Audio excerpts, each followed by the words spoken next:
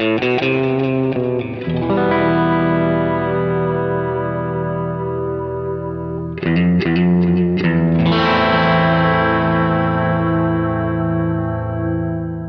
listening to Mark of the Maker.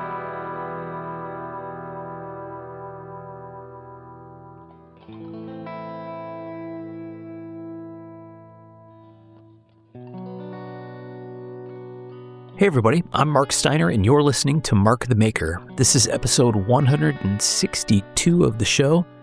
We have a guest back with us, Mr. Ryan Johnson. We'll get to that in just a second. We have our regular crew in its entirety here tonight. We would like to welcome Sean Kendrick back to the show. Hey, it's great to be back. Sean. Yes, he's about to read the ShamWow ad. Yeah. We have Mr. Michael Birch. Dude bit a hooker on my face. That's awesome. I mean, those are big fish to fill. We have Mr. Tom crying. Yes. I like how Michael's introduction includes biting the face of a hooker. Mm-hmm. That's pretty solid. And like I said, we have Mr. Ryan Johnson with us. Welcome back, Ryan. Hey, guys. Let's go. We got a lot of stuff to talk about. Let's take care of business first, though. We got to do some stuff here. Sean, you want to kick us off? Yeah, first things first, we got to thank everybody at Patreon who donates and helps us keep these things going, keeps the lights on, makes this thing doable.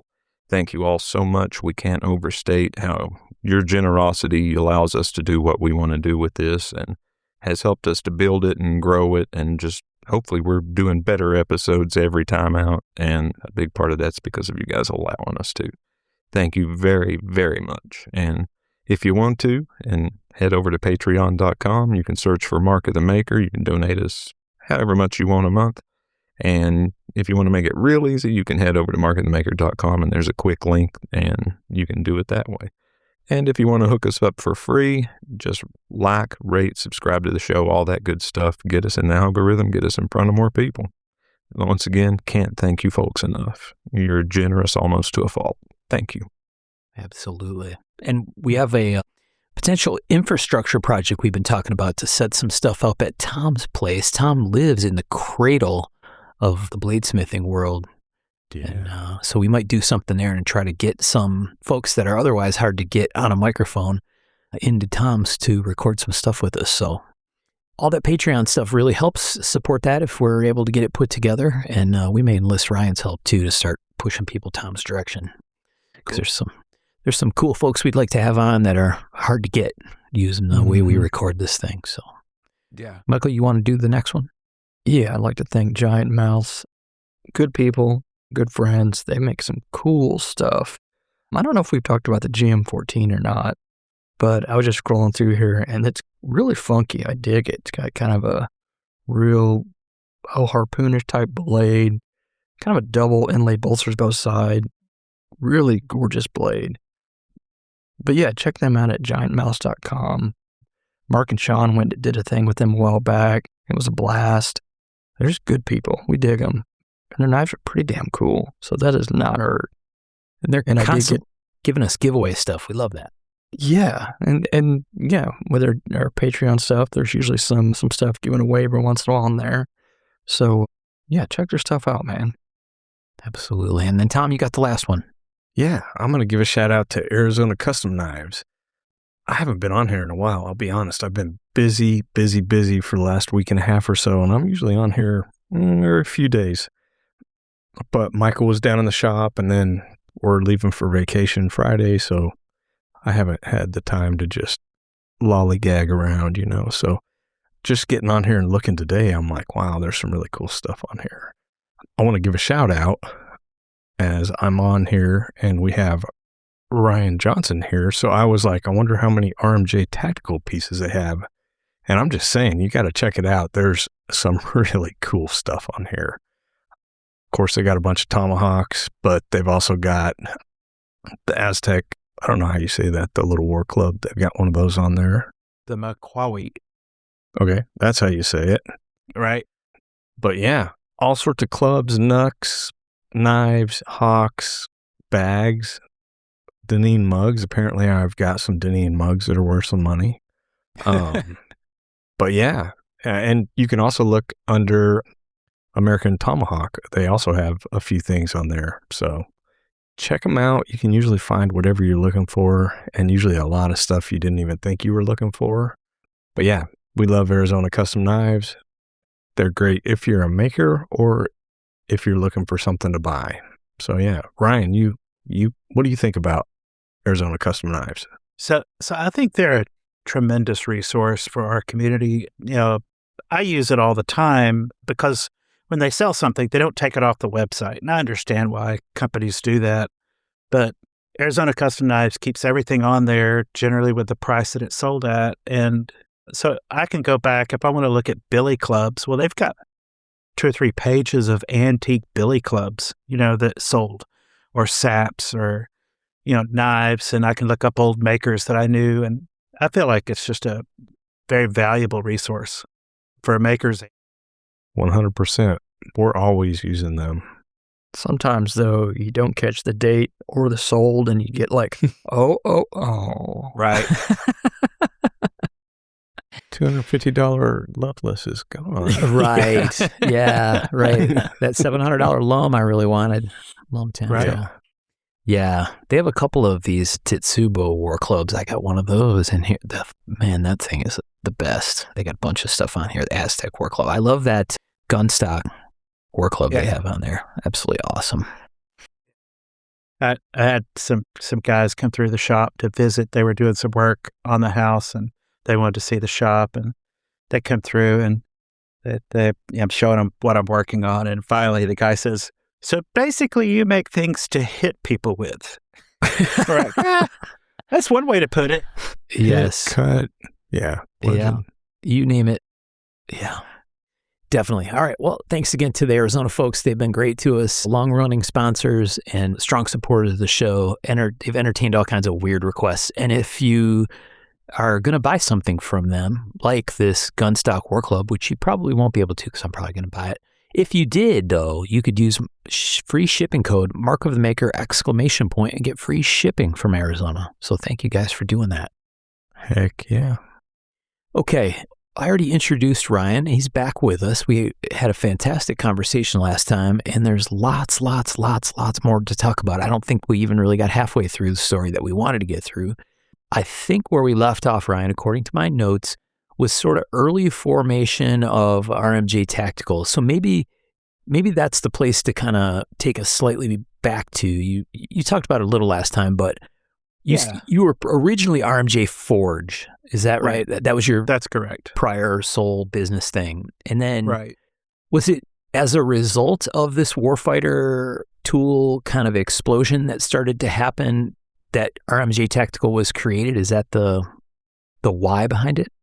Well, originally it was just me in the shop with my dad. My dad worked with me, and we were trying to keep up, but he ended up in the hospital for a long time and was never really able to return to the shop like he had been. And so it was just me. I, went to doing just military sales for a while, and then, ended up going to work at the university and seeing that there was a demand. I was working a regular job and then going and working, till midnight, 1:00 in the morning, making tomahawks. So I saw it as a way to actually make it, like when Richard started talking about, hey, maybe we could have a partnership. It was a way for me to actually get stuff to warfighters, and it was a huge demand. So you were trying to solve a problem, basically. Right. And there's just so much one person can do, and I got to the point where I would have a panic attack trying to open my email. Right. Yeah. Don't open that shit. We're familiar with panic attacks on this show. Mm-hmm. We know all about that. Well, knife makers, people expect a lot out of knife makers sometimes. I think a whole lot. And, knife makers aren't knife makers because they're awesome corporate business people. They're not running Texas Instruments. Knife makers are doing what they do because they're kind of crazy. Sometimes a lot of crazy. Yeah. That just says it right there. Thanks for listening, folks. So Why don't you explain who Richard is for the kids at home and kind of how that partnership started and the formation of RMJ Tactical? That maybe fill that in just a little. Right. So Richard Carmack, I had known Richard since I was a kid. We had gone to church together. And I guess when he was homeschooling his kids, so his kids had come over to the shop and done projects for school. They had both made knives at my shop, personal shop, for school projects and stuff. So we knew each other really well. It was when, that we ended up going over to his house. His kids helped me wrap some tomahawks going to the Marines right before the Battle of Fallujah. And that's where he got the idea of, hey, maybe this would be kind of a fun thing to do. Richard's worn a lot of hats. He had been an architect. He had been in banking, but also he did a lot of real estate development kind of stuff. And he was, I think, ready to exit the real estate development world and go into the tomahawk world. Seemed a lot more interesting.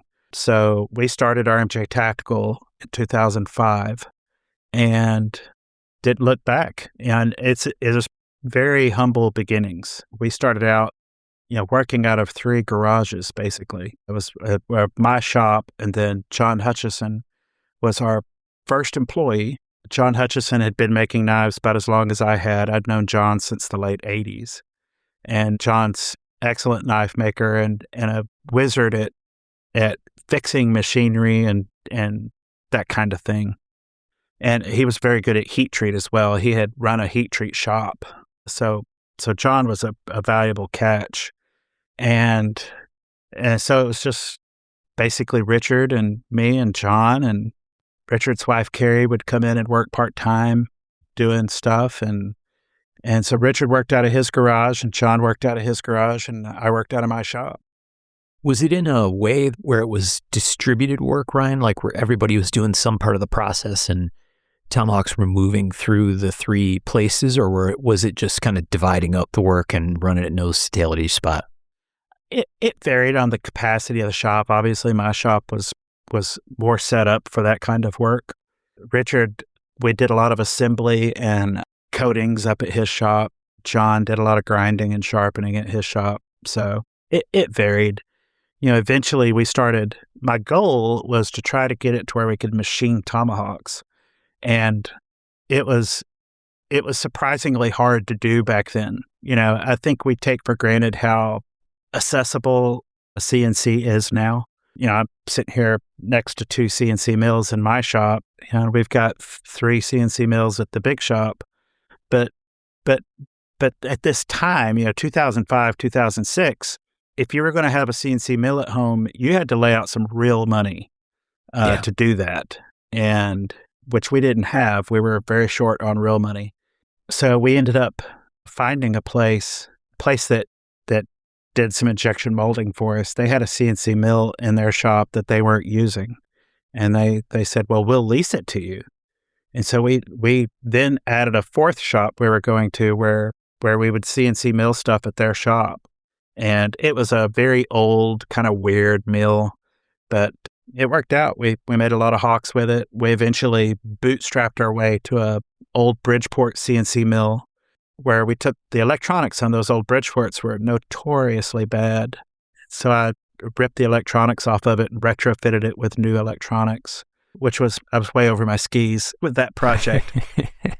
My being an electrician is pretty limited, but we got it running, and we made a lot of tomahawks on that mill until we were able to afford a Haas. Yeah, running it on their floor is kind of an interesting thing. Yeah. Well, and they ended up being the shop that injection molded the Shrike handles. Which the whole Shrike thing is kind of a funny story. Yeah. We made eagle talons to begin with. We made eagle talons and a crash axe. We made like 1 or 2 runs of crash axes. We made kestrels, which is a short version of the eagle talon, which has a great story, by the way. And, eventually after all this feedback, I'm getting ahead of myself on this story-wise. I'm telling the story like a modern movie maker, jumping around. Eventually, we had so much feedback that I decided to redesign the eagle talon to kind of match the feedback I was getting from Afghanistan. And one of the things that the big thing that everybody wanted was for it to be non-conductive handle. And the reason is because people were going to hit a building, they would cut power to the building. Well, cutting power literally meant cutting the line going into the building. Yeah. But, That's crazy. their electrical grid is kind of a mess over there. And people were wrapping the eagle talon handles they were taking shrink wrap tubing, really big electrical shrink wrap tubing, putting it over the handle and shrinking it so that it would be less conductive. Yeah. And they're wearing gloves, but they're like, man, it'd be really nice to have a non-conductive handle. And so, I had a bunch of other feedback. A lot of people wanted a shorter version, be easier to carry. And so when we did I drew up the Shrike, and I thought, well, I want it drop forged. I want an injection molded handle. And I went to the drop forge people and I'm like, hey, this is what I want to make. Can you make it? And they're like, yeah, we can make it, but you're never going to be able to get an injection molded handle on that the way you're wanting to do it, because you're not going to be able to hold the tolerances. And so I go to the injection molding people and they're like, we can make this handle, but you're never going to be able to get it on that forging. And I thought we could, I'm like, I think we can hold those tolerances. And so both companies were like, well, we'll do this, but you need to understand you're going to be real disappointed with how this works out. And so we did it. And granted, the way we first did the Shrikes, they actually had a steel collar where the handle ended. And so they were saying, well, there's no good way to machine that. And that's true. There was no good way to machine it. And what we were doing is we're actually grinding it. But we made a fixture. We fixtured up a grinder to grind them, pattern grind it, basically, is what we did by hand. And they're like, well, you have to hold that within like 2 or 3 thousandths because that's the gate or the shutoff, for the injection mold. Yeah. And we did probably 500 trucks that way before we changed a different way to do it. But, the whole time we were being told it wouldn't happen. And then we started churning them out, and everybody involved was like, well, I'll be damned. I didn't think you could do it. Right. So I think there's a lot of that in our business. I think in industry in general, there's always a lot of people telling you that whatever you're wanting to do is impossible, and you just have to go ahead and do it. So, right. Anyway. Yeah. We've talked about that a couple times in the past over 160 episodes. Like that, there's sometimes when you're working on stuff, there's some kind of tribal knowledge or maybe knowledge is the wrong word. Maybe it's tribal knowledge where people have some kind of beliefs about how things work or what will or won't work. And when you start to color outside the lines, people get weird, right? Or nervous or skeptical at best. And sometimes it actually really works out, but and I get it if somebody's been around forever. Like sometimes the guys at the shop will say, well, I want to try this. And I'll say, well, I don't think it will work. And here's why. Because we've already tried that like 3 times. Yeah. 3 different ways and it flopped, And now I ran into this situation lately where I was talking to somebody at the shop and they're like, have you ever done, I forget what it was. It was some kind of Kydex thing or something. He's like, have you ever done that? Who do you think did this back 20 years ago? Right? You guys weren't here then. Who do you think did it? We did it. Of course I've done that. Right. What were you going to say, Michael? No, I just say sometimes it pays out the Pt.2 dumb to know what you're not supposed to do. Right. Exactly. Or, we talked about that when I was talking at one point about like 3D printing, right? Or 3D modeling stuff. The kids that are growing up, right? Like your son, Michael, right? Who grows up around a 3D printer and a CNC machine and tools like Fusion, right? And has learned to do that at a young age. They're going to do stuff in a different way than any of us have ever done it, right? Because they're not bounded by the same set of rules. The idea you can't make a part that becomes a part inside another part. No, wait a second. You can, right. with printing technology and other stuff, right? There's lots of funky stuff where I think you're going to see some really, really interesting designs in the future just because the tools evolve. And when the tools evolve, people grow up in a different environment, right? They didn't have to do it the hard way at one point in time. So as a result, they don't care. Yeah. I think right now the problem is you have so many people that grew up on 3D printing that they want to design impossible to make items. Yeah. Because you can 3D print it, but you can't injection mold that, or Right. you can't drop forge it, or you can't machine it. And I saw that as a real problem when I was. Yeah. Yeah, I can imagine. Okay. So that's how the Kestrel sort of came to be. That was the Shrike, sorry. So the Shrike, do you think of the Shrike as an evolution of the Eagle Talon? Is that a good way to think about it? Yeah, okay. It is. It's kind of a evolution of the Kestrel and Eagle Talon. And it's funny, when we came up with the Shrike and we actually started getting them out the door, which we've made thousands and thousands of Shrikes, I told Richard, I'm like, well, I guess we can discontinue the Eagle Talon and Kestrel. And he looks at me and says, why? I'm like, well, because we don't need them anymore. The Shrike's better. He's like, yeah, I don't think we're going to discontinue anything. I think people will still want to buy them. And, my little autistic brain was like, did not compute. This was better. So obviously that's what people want to buy, not thinking about. And he later's like, the Eagle Talon's historically significant. The Kestrel is historically significant. Just that on its own makes it worth collecting, but I was still back then just all about, we were still, knee deep and getting stuff out to people fighting. So I wasn't thinking that way then.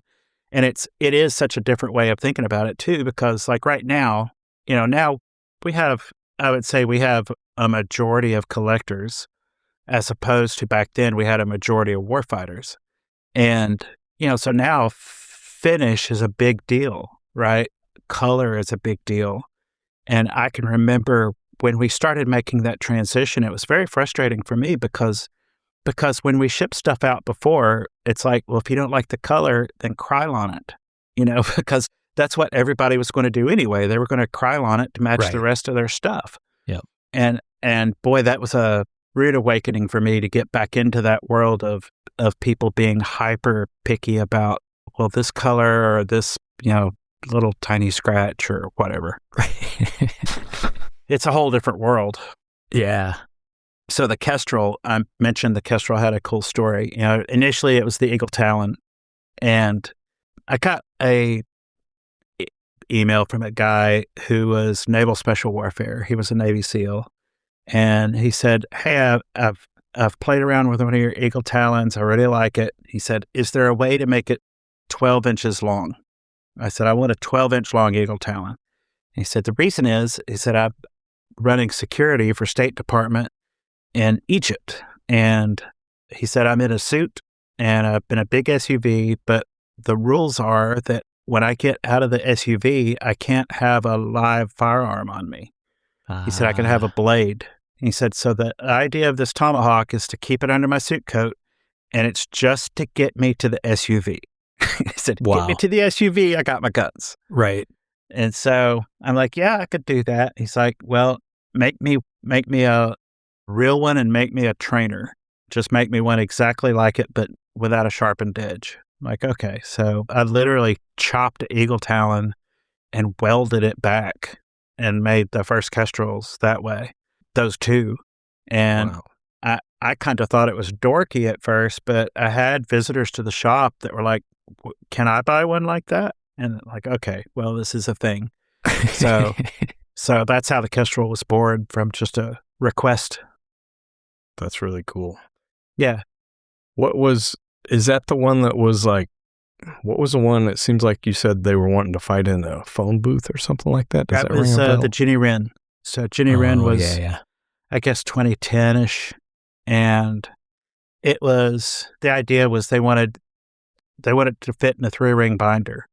So people that were SF, looking like college students, book bag, that kind of thing, and they wanted it to be able to put it in a 3-ring binder. Wow. Yeah. So the Ginny Wren was all about like close quarter combat stuff. And so the original Ginny Wrens, they had a steel head, but they had a full G10 handle that dovetailed into the steel. So there was a core of G10 that dovetailed in like a puzzle piece. Oh, wow. and then 2 G10 overlays, and it had hardened ground pins and hardened ground screw sets that all held it together. And it was epoxied as well. They were tough, Yeah. but they were super lightweight and thin. And my whole point was, this is not a breaching tool. This is just a close quarter combat weapon, just close quarter combat. We've got, if you want to breach, get an Eagle Talon, get a Shrike, whatever. And so then, a few years later, there's a gentleman down at AFSOC that wanted us to make a tool for the Dagger teams, DAGRE, Deployed Aircraft Ground Response Element. And they were looking for like a crash axe to get into downed aircraft. Dagger teams go in and basically recover assets, destroy assets that have gone down. Yeah. And because there's a lot of tech on there that you don't want to get out. And so I design up this crash axe that's basically the Starship Enterprise of crash axes. It's got all kinds of bells and whistles and cup holders and lots of stuff. But to test it, like, I didn't want the Air Force guys to be the first ones testing it, so we sent it to the guys at MARSOC. Because if you really want someone to break something, you send it to Marines. And specialists at such a thing. Right. It's the old joke about putting a Marine in a room overnight with 2 bowling balls. In the morning, one's broken and the other one's pregnant. So Yes. Anyway, I sent it down to Camp Lejeune. And oddly enough, and this is kind of a funny part of the story too, I think Zach Brown, we were doing some stuff with Zach Brown's company back then. I think he went along with, like, a few guys from RMJ Tactical went there. I didn't because I had to work. But a couple of guys from our company went, and I think Zach Brown and some of his guys went, and we're hanging out at Camp Lejeune, which is kind of funny. Anyway, so they do all this testing, and the guy from MARSOC gets back in touch with me, and he's like, well, here's your after-action report. This is what it does well. This is what it doesn't do well, blah, blah, blah. And it performed pretty well. And I'm like, all right, well, what's your real opinion? What does this all boil down to? He's like, well, here's the thing. He said, every test we did with this, I used my Jenny Wren to do the exact same thing. And it did everything this crash axe did, but it did it with 1/4 the weight and a much smaller footprint. So I would just take the Jenny Wren. Wow. Jeez. And I'm like, but the Jenny Wren is a close quarter combat weapon. It's not meant for fighting. It's not meant for breaching. And he's like, dude, I breach with this thing all the time. And I was horrified.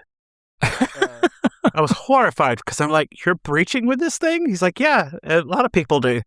Like, oh boy. Yeah, I'm sitting here having a panic attack over that because it's like, that's not built for breaching. So I literally went, I left that phone call. I had a hammer pole Jenny Wren on my desk. I picked it up. I walked outside. There was a plate of 1/4-inch steel. And I started edge chopping the 1/4-inch steel with it until I broke it, which it took a while, but I was able to break it. And as soon as it broke, I call up Richard and I'm like, Richard, we've got to switch the Jenny Wrens over to full tang. He's like, why? I'm like, because people are breaching with them and we can't risk that. And Richard and John Hutchison were so relieved to hear that because the way I had designed it was such a pain in the butt to make with all the dovetails and pins and epoxy. So everybody was happy about this except me. Of course, I didn't have to make it. I didn't have to put the handles together, so I didn't care. But that's funny. But yeah, that's why the Jenny Wren changed the way it did. And the Jenny Wren has been one of my favorite. It's a favorite. And like the Shrike to me is like our flagship Tomahawk. It's still the one that, like, if somebody's going overseas, that's what I recommend. That's what most people buy for that kind of thing. Yeah. But the Jenny Wren is definitely a close second. And the name comes from a book written in 1919 by Thornton W. Burgess, the Burgess Bird Book for Children. Okay. I like old books. When Hannah was a little girl, I read to her out of this book. And it's basically a bird, Jenny Wren. She's a house wren. And this rabbit. And the rabbit's asking questions about birds, and Jenny Wren tells him about birds. And so you learn about all the different birds that are on a farm or around a house and stuff. And it was meant to teach children about birds and animals and give them a kind of a respect for them. And so we pulled Jenny Wren out of that, and Shrike came from that. So that's Nice. Jenny Wren. Yeah. That's pretty cool. Mm-hmm. I have a Jenny Wren around here somewhere. When you say the Shrike is sort of what you would recommend for people who are heading out, because it's got that evolution of the isolated handle, and it's sort of an evolved version of the Eagle Talon in the earlier designs. Is that the logic? Yeah. And, and the thing about, people think about taking a tomahawk overseas, and I think they glamorize it a little more than what should be. 99.9% of the time, you're going to be using a tomahawk for opening doors, raking and breaking windows, cutting holes in walls, for gun ports. Yeah. Breaking chain, breaking locks, that kind of thing. And boy, can you hit people with a Shrike? Absolutely. It's really good at it. Have I heard a lot of stories about that? Absolutely. But, mostly you're going to be using this thing as a tool. Yeah. Very cool. Okay. So we went through some of these different variations, and they're all kind of born of necessity, really. Right? I mean, Right. These all came from requests or need for evolution of a design over time. Yeah. Okay. So the first departure from that was our Berserker. Okay. And so that has kind of a funny story to it. So I was kind of in this super mode of everything has to have a purpose. There's no frills or, everything was very purpose driven.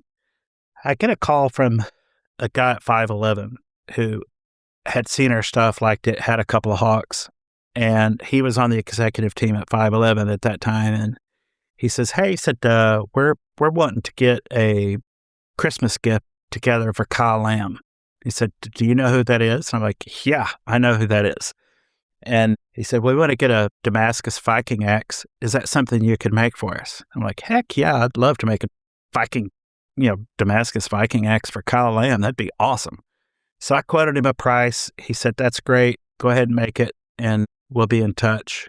And so, I was real big into coining at the time. So I'm like, I can make a coin that's got Kyle's logo on one side and a 511 logo on the other side, make it like a hand-struck Viking coin and make a plaque for it and all this stuff. And so I was very pumped about the project. Well, the next day he calls me up and he's like, "Hey," he said, "exec team was talking. We're kind of all wishing we had a tomahawk too. We can't get us all Viking axes." But he said, "Could you make like a tactical Viking tomahawk?" And I said, "What the heck is a tactical Viking tomahawk?" And he's like, like what you already make, but all Viking-y. Viking-y. I'm like, "Okay, yeah, I could do that." I said, "What are your specifications?" He said, "Dude, just make it cool." I'm like, "Okay, I can do that." And so it really was like license to step back and say, "Okay, I don't have to make something that's just, kill them, screw them, and eat them. Making something that's just going to be fun." And so it drew up the Berserker, and I made 8 of them. I only needed, I guess, 5 or 6 for the exec team. And when they were done, I texted him or called him up one and said, "Hey, I've got these ready." I said, "I've got some extras. Do you want them?" He's like, "No, I don't want them." I'm like, "All right, I'm going to sell them." And he calls me about 3 hours later. He's like, "Don't sell them. I need to get them for some people who are feeling left out." I'm like, "Dude, they're gone. They're gone. They're already out the door." Yeah. So, but the funny thing about the Kyle Lamb thing is he said, don't tell Kyle Lamb that you're doing this. Don't tell anybody you're doing this. I'm like, "Dude, I'm not talking to Kyle Lamb every day, And he said, "This is going to be a surprise." He said, he's got a mole in our company and he's getting information somehow. He said, "So we're going to play a trick on him." And so I'm like, "All right, do a trick on a famous, warfighter Delta guy."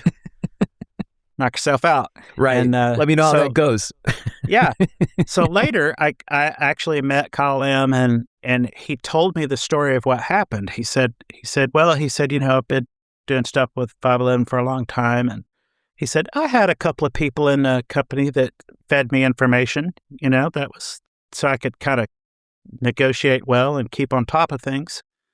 He said they had a big meeting and they said they were laying out the calendar for the rest of the year. And they're like, well, we're going to fly to Fayetteville, North Carolina, and we're going to give Kyle Lamb the axe. And that's how they phrased it in the meeting. So on purpose, right? So Kyle says, I get this phone call from somebody and they're like, hey, so we had a meeting today and they said that they're going to meet you in Fayetteville in December. He's like, yeah, I know about that. He's like, they said they're going to give you the axe. He said, Ryan, I'm doing okay. I don't need the 511 royalty thing or anything, but he said, it has been nice. He said, I thought we had a good relationship. I thought I pulled my weight. He said, it really bothered me.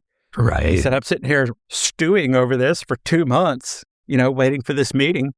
And so they had dinner together and the fancy restaurant brings out the dessert cart and they open the silver tray and there's that Damascus Viking axe on a big wooden plaque covered with challenge coins, Yeah. And I made enough coins to put all the way around the board and enough challenge coins for Kyle to have a few and everybody on the executive team to have a few. That's fantastic. That could have ended poorly. It could have. Fuck you. And so, Right. so later on, Kyle got into knife making, and he gets in touch one day, and he's like, "Hey, can I come to your shop and hang out? I just want to see you forge a tomahawk." I'm like, "Heck yeah, come to my shop." Yeah. So he came, and so we got to talking slings, and he would reach out if he was coming through Chattanooga because he still does a lot of teaching. And Chattanooga is kind of a crossroads, so he would reach out and drop by the big shop or whatever. And so he came by the big shop one time, and this is like the most embarrassing story, of work stories. This is the most embarrassing for me. He comes by, and we had a person at the shop at that time who kind of made themselves the safety marm of the shop. Like they're going to be the designated safety officer for firearms in the shop because everybody at the shop kind of had guns on them, right? That was one of the perks of working at RMJ is you get to keep a gun on your person and maybe keep an SPR in your locker or whatever. The point is, don't break into RMJ Tactical and try to hold anybody hostage. Terrible idea. I always told Richard, I'm like, if somebody comes in with a gun, I'm hitting the floor. So Yes. I don't get killed by the crossfire. Right. So anyway, this person that used to be at our shop, he was the safety person, right? So Kyle Lamb comes in and we're talking slings. He's like, well, let me go get my rifle. I'll show you what I'm talking about. So he goes back to his truck, comes back with a rifle case, opens the case and gets his AR out. Well, our safety nanny runs over there and says, whoa, I've got to tag this firearm out. And I froze. I didn't know what to say. Yeah. Like, don't you know who this is? But he proceeds to take Kyle's rifle and put the yellow zip tie through it and all that stuff. And I was so mortified, Yeah. But anyway, that's what happens. Yes, for sure. Yeah. It's got to be an interesting thing dealing with a lot of the people that you deal with from the customer side, right? The warfighter guys, just because I think, Brian, it's probably safe to say that folks that in that line of work have a personality, Mm-hmm. and oftentimes have very strong opinions about stuff. And what's your way of dealing with that? I mean, maybe it's just kind of do a lot of listening and hearing people out and then trying to help them make good decisions about stuff. But I'm interested in your perspective on that. So, I mean, obviously there's a lot of different kind of people in the military. And the special operations side of it, most of them are that I've come across are very easy to work with. They're very open to learning about what you have to say. They're not hard to work with at all. I think where the personalities come in is I was told one time by a famous Green Beret. He said we eat our own, and I didn't want to believe that when he told me that. It is true. They're very hard on their own community to a fault. But in dealing with people like me, I've had nothing but fun. They were all awesome. Yeah. Now, those guys you're dealing with, are they doing purchase orders for their squads, or are they buying for themselves, or how's that? Back then, especially, it was probably 95%, 90% just buying for themselves and 10% using like a team card.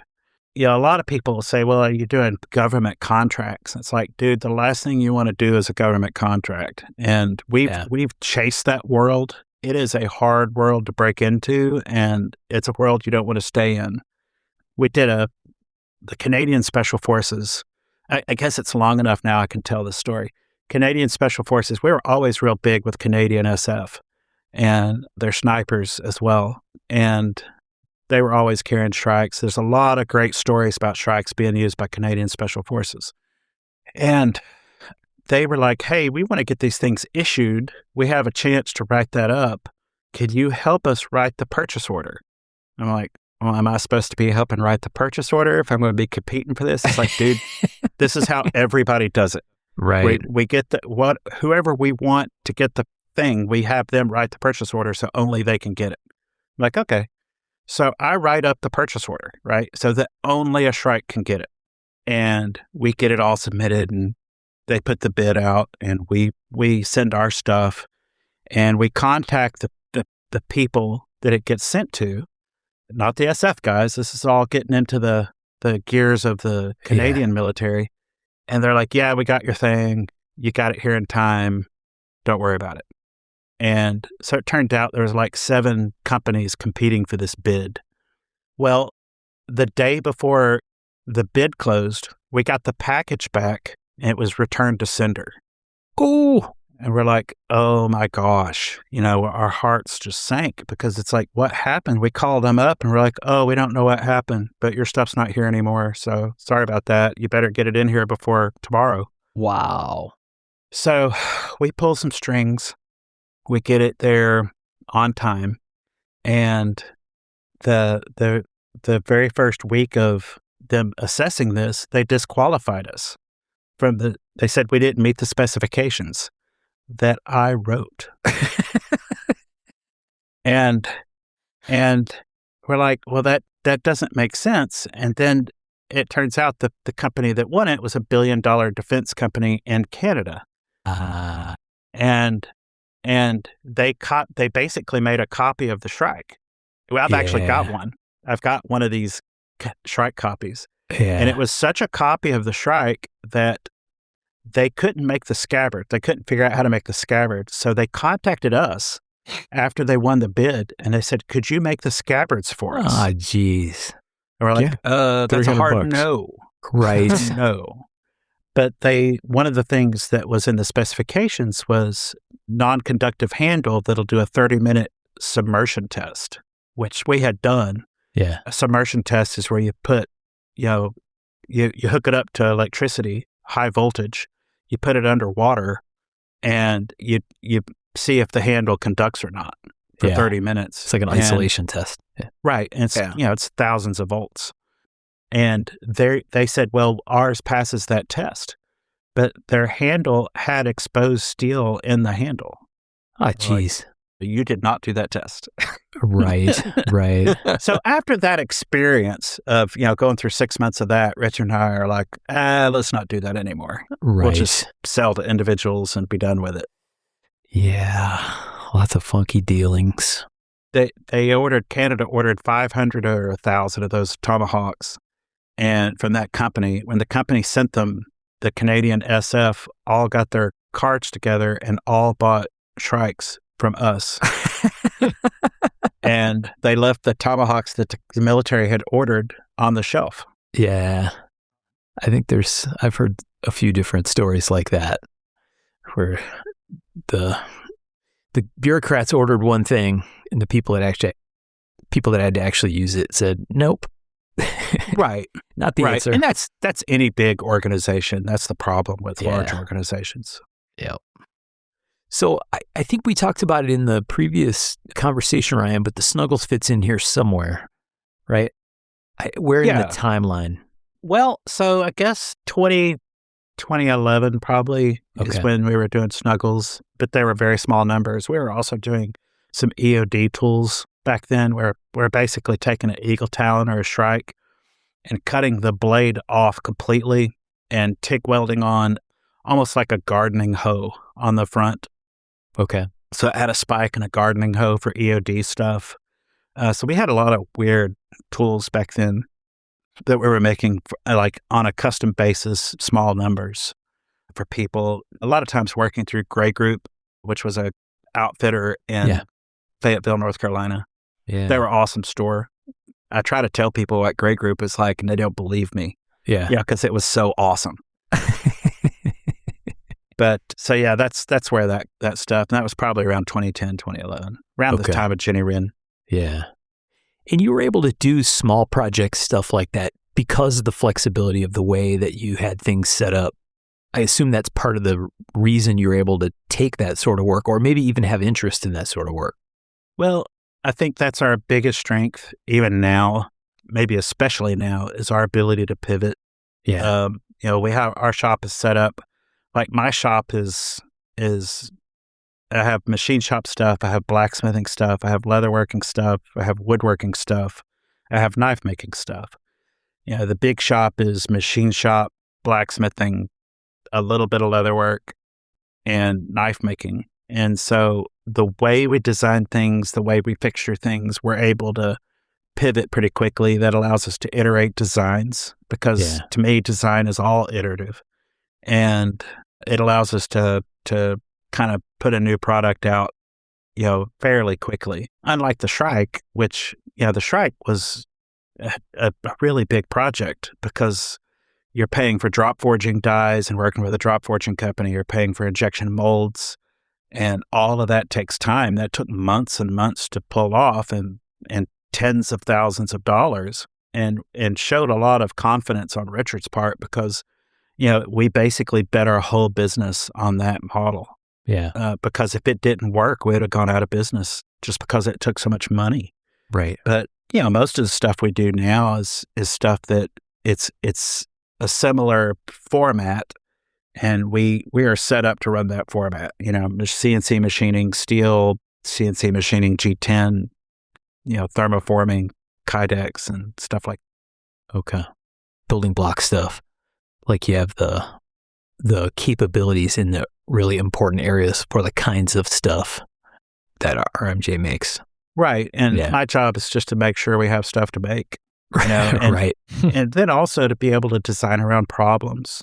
For a while, steel was a big problem for us. Getting the steel supply got screwed up, last year because of the steel mill in Germany stopping. And then we had an American steel mill go out, and steel was a problem. And so then it's a matter of, well, what can we do? What can we make where we can get material readily? And so you design around that, and doing things the way we do it allows you to. Yeah. Maybe this is a good time to dig into something you talked about earlier, Ryan, and that's the sort of the transition from being primarily military team focused business over time to becoming more of the production volume that you do, going to the collector kind of world or the regular folks kind of world.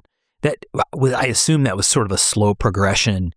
And was that possible because you were able to scale your throughput, or what really, from your perspective, what kind of allowed that to happen or encouraged it to happen? It sounded like the demand was there, right? You just weren't able to honor it early on. Right. The demand was always there. We were always months behind. But part of it was throughput, and part of that was just being able to invest in ourselves to bring processes inside, in the house. Yeah. So like I'd say the day that turned was us be able, getting our first Haas VF3, where we could do some real serious machining, bringing the more processes we're able to bring in-house, the better, which is how I started out. Everything was in-house. Right. But then as you scale up, you're like, okay, we're going to have somebody else do machining or heat treating or whatever. And so now we try to bring as much of that in as possible. That helps.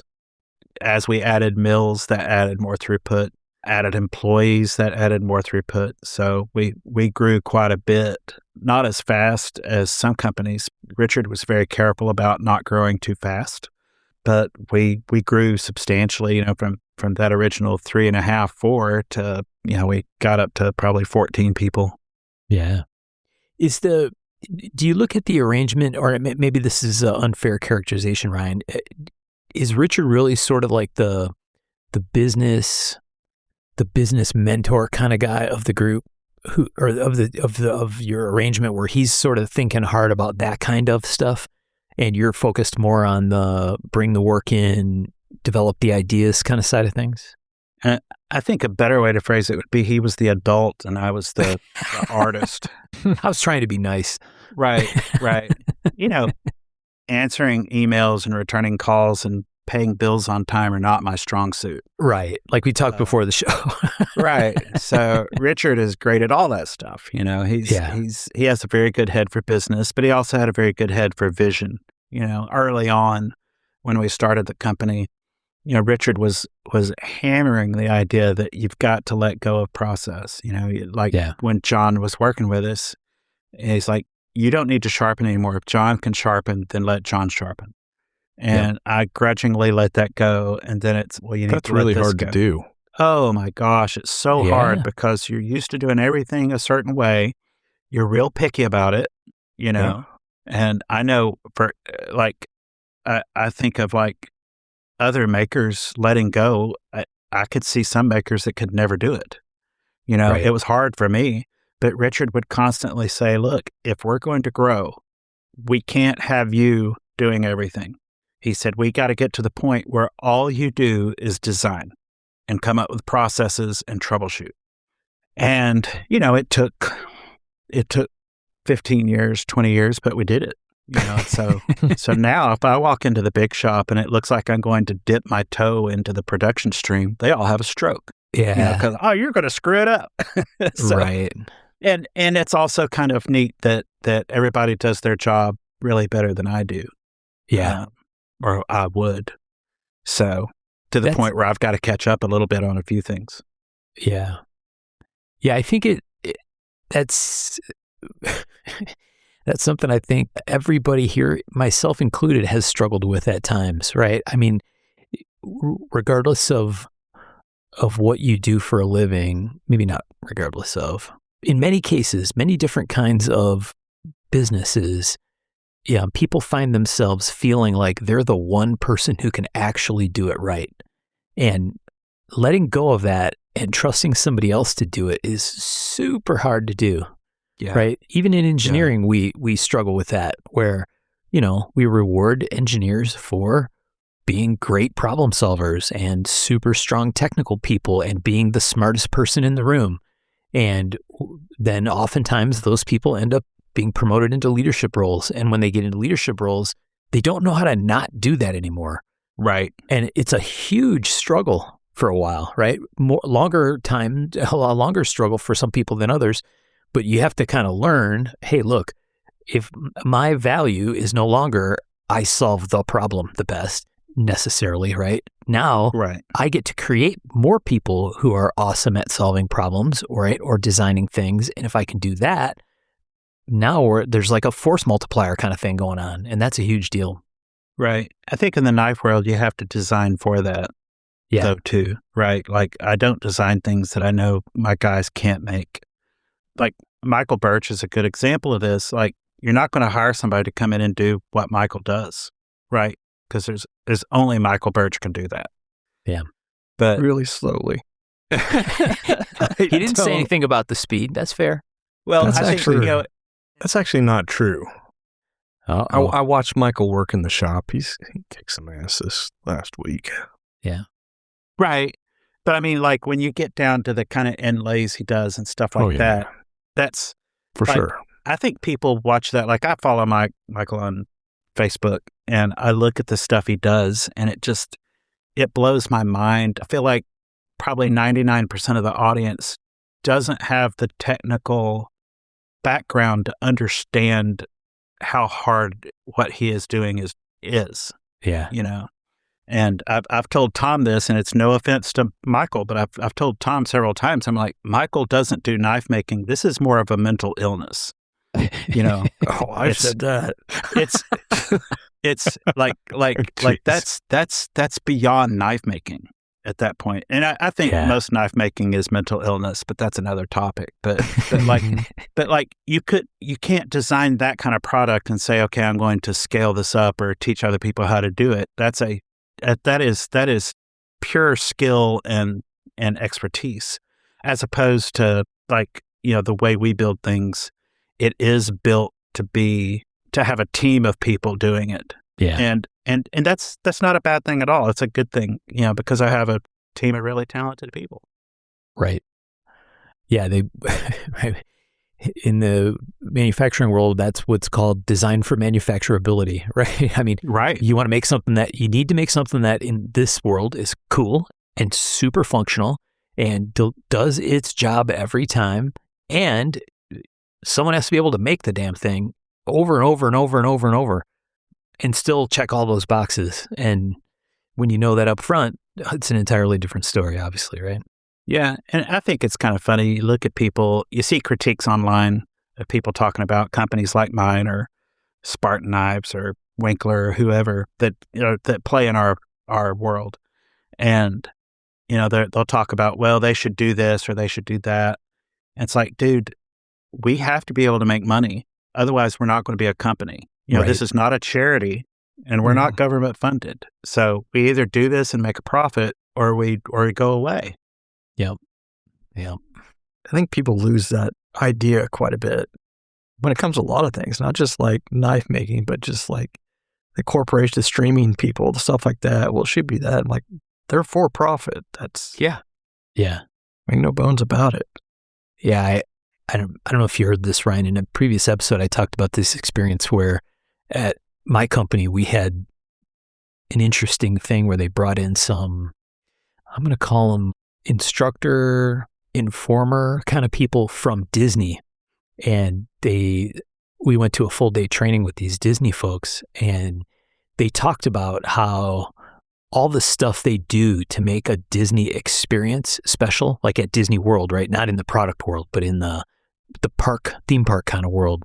Right. To make all that stuff, a Disney cruise, a Disney Magic Kingdom visit, whatever, Epcot, all the stuff that they do to make it special for people when they visit, they were very clear and repeatedly said, we don't tie your towel in the shape of a giraffe when you stay in the Animal Kingdom hotel because we want to, right? We do it because we are a for-profit business, and we know that when your child sees that and lights up and remembers that for the next rest of their lives, right, you will come back and you will spend $600 a night to stay in that hotel again, right? Or maybe over and over and over.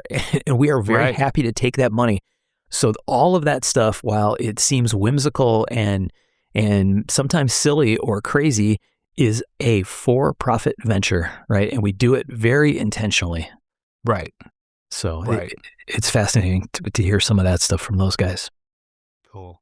Okay, what else do we want to talk about? So we talked about some of the stuff in the RMGA tactical product line and the sort of a little bit about the structure of the business. You've mentioned a couple times, and again, this is for people who may not be super close to RMJ world.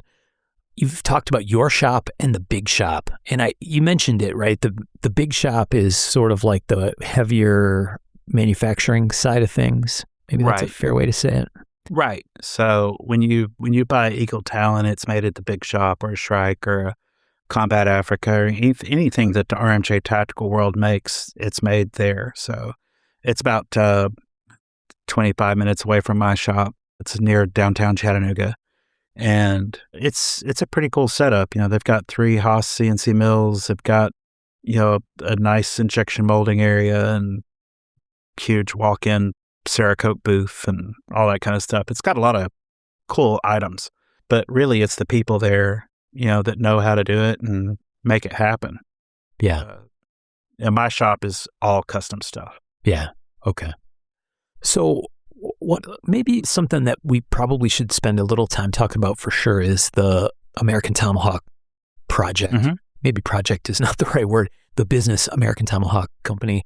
Can you talk a little bit about that and kind of how that came to be something you were involved with and like what that's all about? Because I think there's some interesting history there. Yeah. So, American Tomahawk was founded by Peter Lagana, big part of Vietnam history, big part of the tactical tomahawk concept. And, it's waxed and waned over the years and was a competitor against me when I was, early on when people were going to Afghanistan and Iraq. There were a lot of American Tomahawk VTACs going out there, Yeah. Some groups were carrying both. And I know, I try not to watch the knife world too closely because I'm too impressionable. So I kind of stay aloof from the knife world. I get most of my knife gossip from Tom. That's dangerous, by the way, but go on. He's such a great resource, though. So anyway, but I do kind of watch the tomahawk world, and I noticed that the American Tomahawk had kind of gone silent. And so I started asking around and found out that the company that was making American Tomahawk had to quit because they had been bought out by another company, and the other company didn't want them to make them anymore. Okay. So we approached them and talked to him about buying it, and he was actually very happy to see that we wanted to buy it because he's like, I didn't want it to go away, and I'm real happy to see you guys interested in doing it. And that was my whole point, was like I felt like the Lagana concept should have an American-made version, that I didn't want it to be relegated to Chinese knockoffs. So just historically, it's very important to me. And so we bought the rights to the products and company and all the old tooling and stuff. It's kind of funny, when we bought that, originally it was going to be kind of plug and play, even though he hadn't made them in a couple of years. And so we're on our way up to pick this stuff up, and we get a phone call from the gentleman who was the pearl of sellers. He was amazing, Eric Furman. And he calls us up and he's like, hey, tried to get in touch with the drop forging plant, but the drop forging plant, they can't reach them. And so here's the name of the company. Maybe y'all could do some legwork. I'll do some legwork. We'll figure this out. And so we look it up, and I realized that this company's gone out of business. Oh. Which was a sticking point, because we were just kind of hoping for a plug and play kind of thing. Right. Well, so we go ahead and do the purchase and everything, and he says, well, I'll figure this. We'll get the dies for the drop forging dies. We'll get this figured out. Well, what happened was, it was a little drop forging place in Arkansas, and these 2 brothers had bought this company that had been there forever. Then the brothers couldn't get along, and so they ended up suing each other, and the company closed because they couldn't get along. So they laid off like 60 people. It was a scissor making company. And so Eric ends up getting a court order for us to be able to go into this building and get the dies. Yeah. And he's like, well, can you meet me over here? We'll go in. We've got somebody that'll let us in. It's padlocked, but they'll let us in, and we'll get these dies. I'm like, all right, I've been in drop forging companies before. I know how this works. They have these big racks full of dies. We'll just go to the racks and find them. Well, I get down there. I drove it almost straight, which about killed me because it was super western Arkansas. Get out there, and the guy opening the gate for us, he says, look, this has been closed for 2.5 years. Nobody's been in here except meth heads and people trying to steal wire. He said, I can't guarantee that there's not going to be somebody in there. Oh, geez. And I can't guarantee that there's not critters in there because, this is an old company, lots of holes here and there. So he said, I don't know what you're going to see in there. So, I already had a med kit and a flashlight and a pistol on me. And I go back to my truck and I get another pistol and another flashlight and another med kit, Right. And I literally go in there like X-Files with a flashlight in one hand and a pistol in the other. And so when they closed the doors, all of the dies were in the floor face down. Oof. And they had about 2,000 sets of dies in this company. Wow. So we spent all day walking around flipping dies, trying to find these dies. Yeah. And at one point I see a sign for a room and it's like, it's the graphite room. I'm like, oh boy, if I can get the graphites for these dies, then we're in business, because when you have drop forging dies kind of self-destruct as you use them. Yeah. You have to have the graphites to use a plunge EDM to recut them. Some people do it that way. Some people just remachine them. But I opened the door to that graphite room and it is all wasp nest. Like, oh, geez. The whole room is nothing but wasps. And I'm highly allergic to wasps. Yeah. So that was a close call for me, because like I saw my life flash before my eyes. Like, I have an EpiPen, but that's not going to help. Right. But anyway, so we found the dies after looking all day, and I made it back to town, went to our new drop forging place the very next day. They come out and look at the dies for 1 second and say, we can't use those dies. Oh, boy. So they won't fit our machine. So that was all for naught. But I've got the original American Tomahawk dies, which that's kind of cool. But so we kind of redesigned the Lagana Tomahawk because we had to.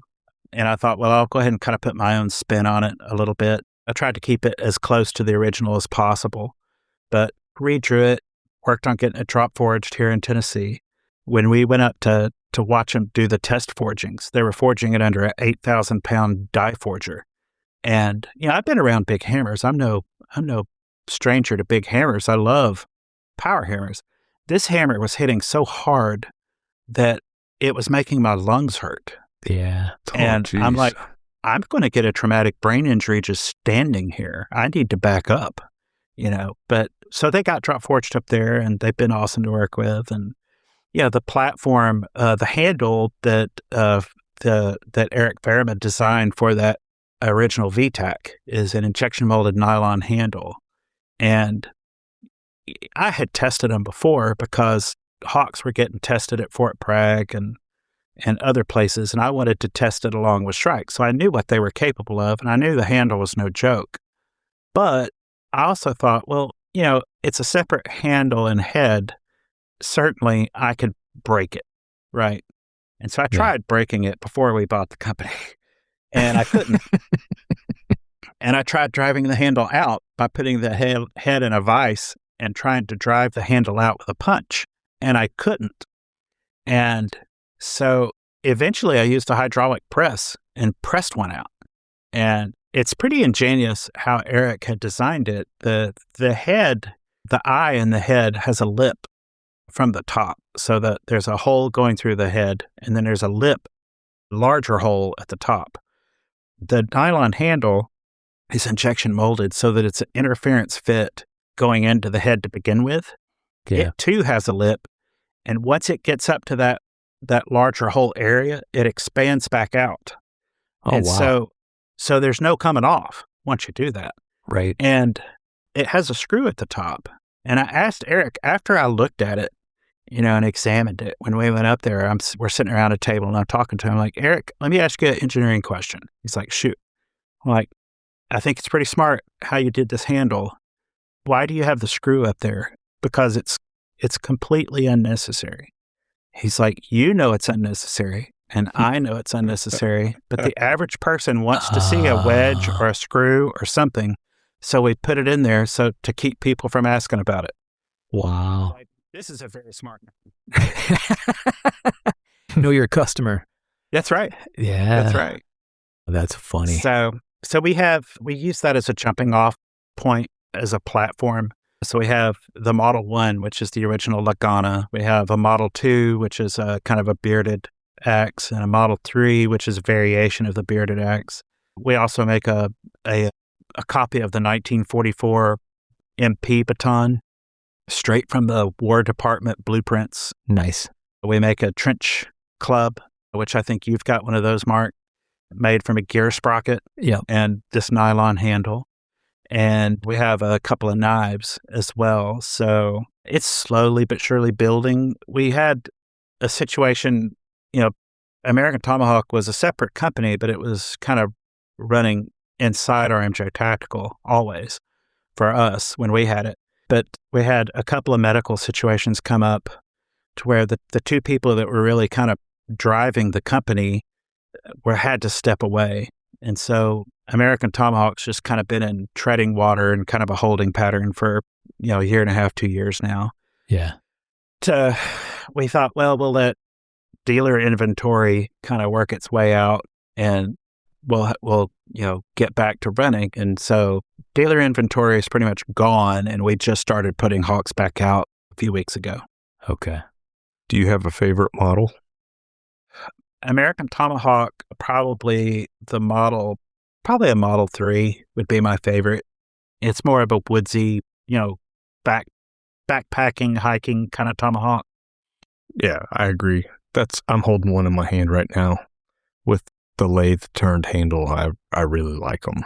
Yeah. Anything turned on the Defiance lathe is hell yeah, cool in my book. The Defiance lathe, interesting tangent.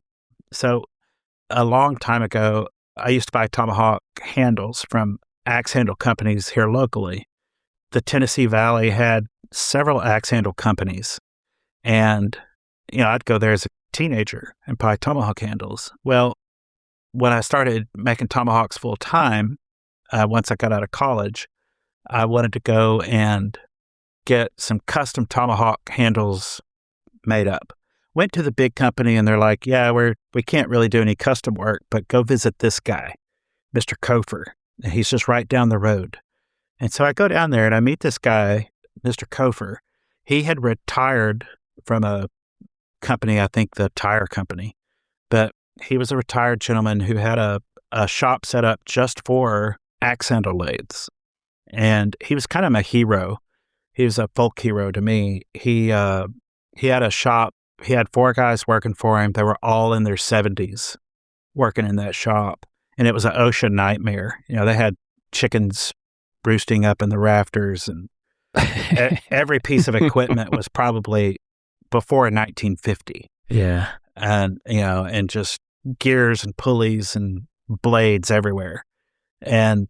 But this guy, when he retired, he said, I retired and I blue collar maintenance work. And he said, my goal was to rebuild old Model A's and Model T's. He said, after about 2 months of that, I realized it didn't keep me busy enough to keep my wife from killing me. So I thought I better find something else to do. And so he went down to the axe handle company and said, do y'all have any old lathes that are broke that I could fix up? And if y'all have work that's too small of a run for y'all to mess with, you can send it my way and I'll run it for you. And they said, yeah, we've got this 1876 Ober axe handle lathe that needs work. So he loaded it up, took it home, fixed it, and started doing odd jobs for him, small runs. And eventually he made a walking stick, like a little twisty walking stick, started selling it out of the back of his truck at flea markets and, craft shows and stuff, and started taking them up to Gatlinburg and other stores, and built it into a business where he was making like 30,000 walking sticks a year. Wow. Yeah. And I went there one time to visit because I loved visiting there because I was fascinated with the lathes and the guys. But I went there one time where they had 25,000 walking sticks on pallets in shrink wrap for like LL Bean or some company like that. So they were heroes to me, and that's where my love of asymmetric turning lathes happened.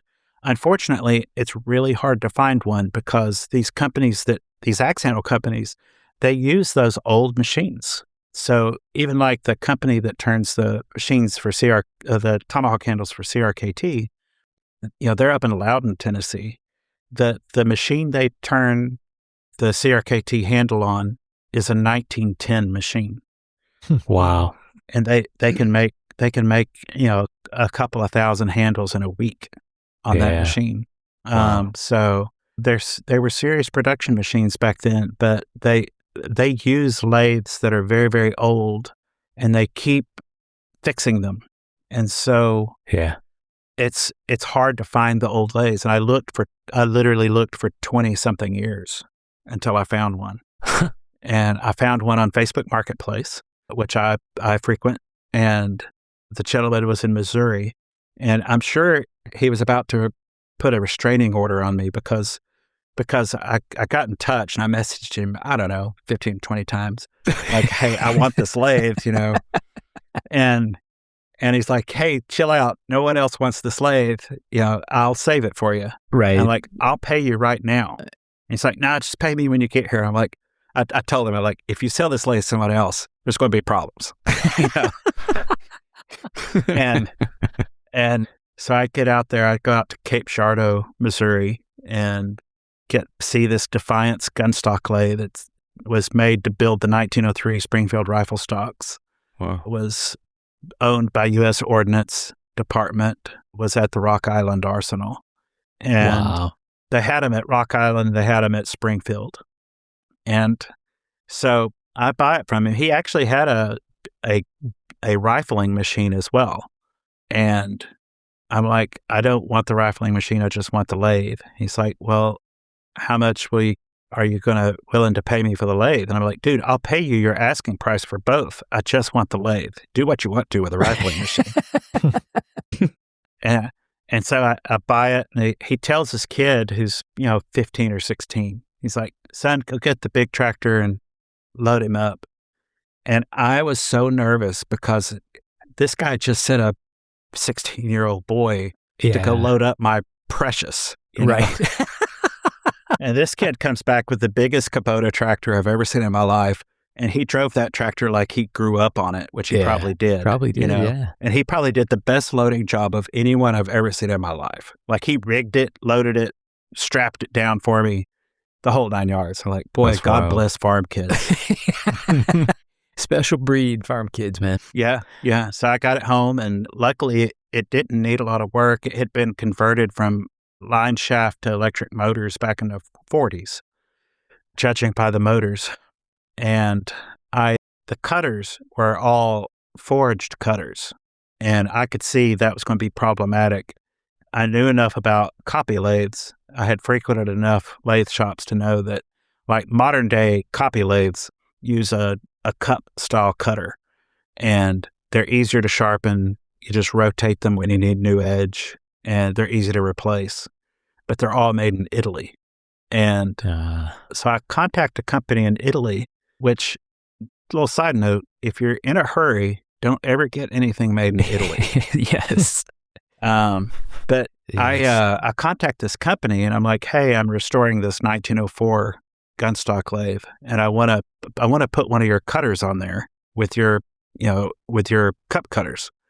Do you have anything off the shelf that would fit this?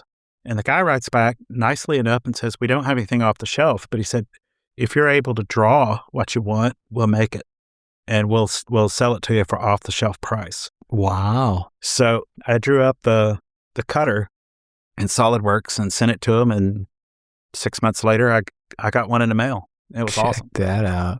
Yeah. That's pretty cool. And it uses the same kind of cutters that, the other axe handle companies use, so we can kind of team up and buy cutters when we need them. Yeah. No, that's awesome. Yeah. I was very into Ducati motorcycles for a bunch of years, and getting parts out of Italy was like a adventure every single time. It's like stuff would show up packaged in very bizarre ways, and it was always like sending a wire to some nondescript. Oh, yeah. I was like constantly feeling like this money's going to get gone fast, right? Somehow I'm getting ripped off and I'm just all I want to do is work on this motorcycle. Well, their work schedule, like, I look at Tom's Yeah. work schedule and I feel like a sloth. And I work pretty hard, I put in a long day, but not like Tom. And then these guys, it's like they sometimes work, Right. So Yeah. I mentioned CRKT earlier, which is on our timeline way off, but CRKT, long time ago, I heard that they were shopping for a Tomahawk, and they were talking to somebody that had made kind of a variation of what I was making, and it kind of irritated me. And so I'm at Blade Show. I don't know what to do about this. And Tom Crine comes by the table, and I'm like, hey, how do you talk to CRKT? He's like, what do you want to talk to them about? So I want to submit a design. I know they're looking for a Tomahawk, and this other person's submitting a design, and that's kind of irritating to me. And he's like, well, just come on. And so he takes me by the arm and takes me over to CRKT's booth. And he gets their attention. He says, Doug, this is Ryan Johnson. Ryan Johnson, this is Doug Flagg. He says, Doug, if y'all are looking for a Tomahawk design, this is who you need to talk to, the end. And then Tom walks off. And Doug Flagg's like, well, he said, you want to come back here and chat? I said, we've got, the president back here and our production engineer, and we could all sit down and talk. Said, we've got somebody back there already, but well, if you don't mind somebody else being in on the conversation. Like, yeah, that's fine. I go back there and it's Kit Carson. Well, I had set up Kit Carson when I was 13. I'd known Kit since I was a young teenager. And so between Tom giving me the recommendation and then Kit Carson's like, yeah, this is who you want to get a Tomahawk from. It was like, I was in, Right. They're like, well, send us designs, And so the first design I sent was actually a variation of the Shrike. And it was, forged head, injection molded handle, just a little bit different spike and blade shape. And they came back to me and they're like, this is going to be way too expensive to manufacture. And I'm like, all right, well, what's the holdup? And he's like, well, just the injection molding is going to be like $50,000, $60,000. I'm like, well, that sounds kind of expensive. He says, well, how much was your injection molding? I'm like, well, we bought used, injection molds and had inserts put in them.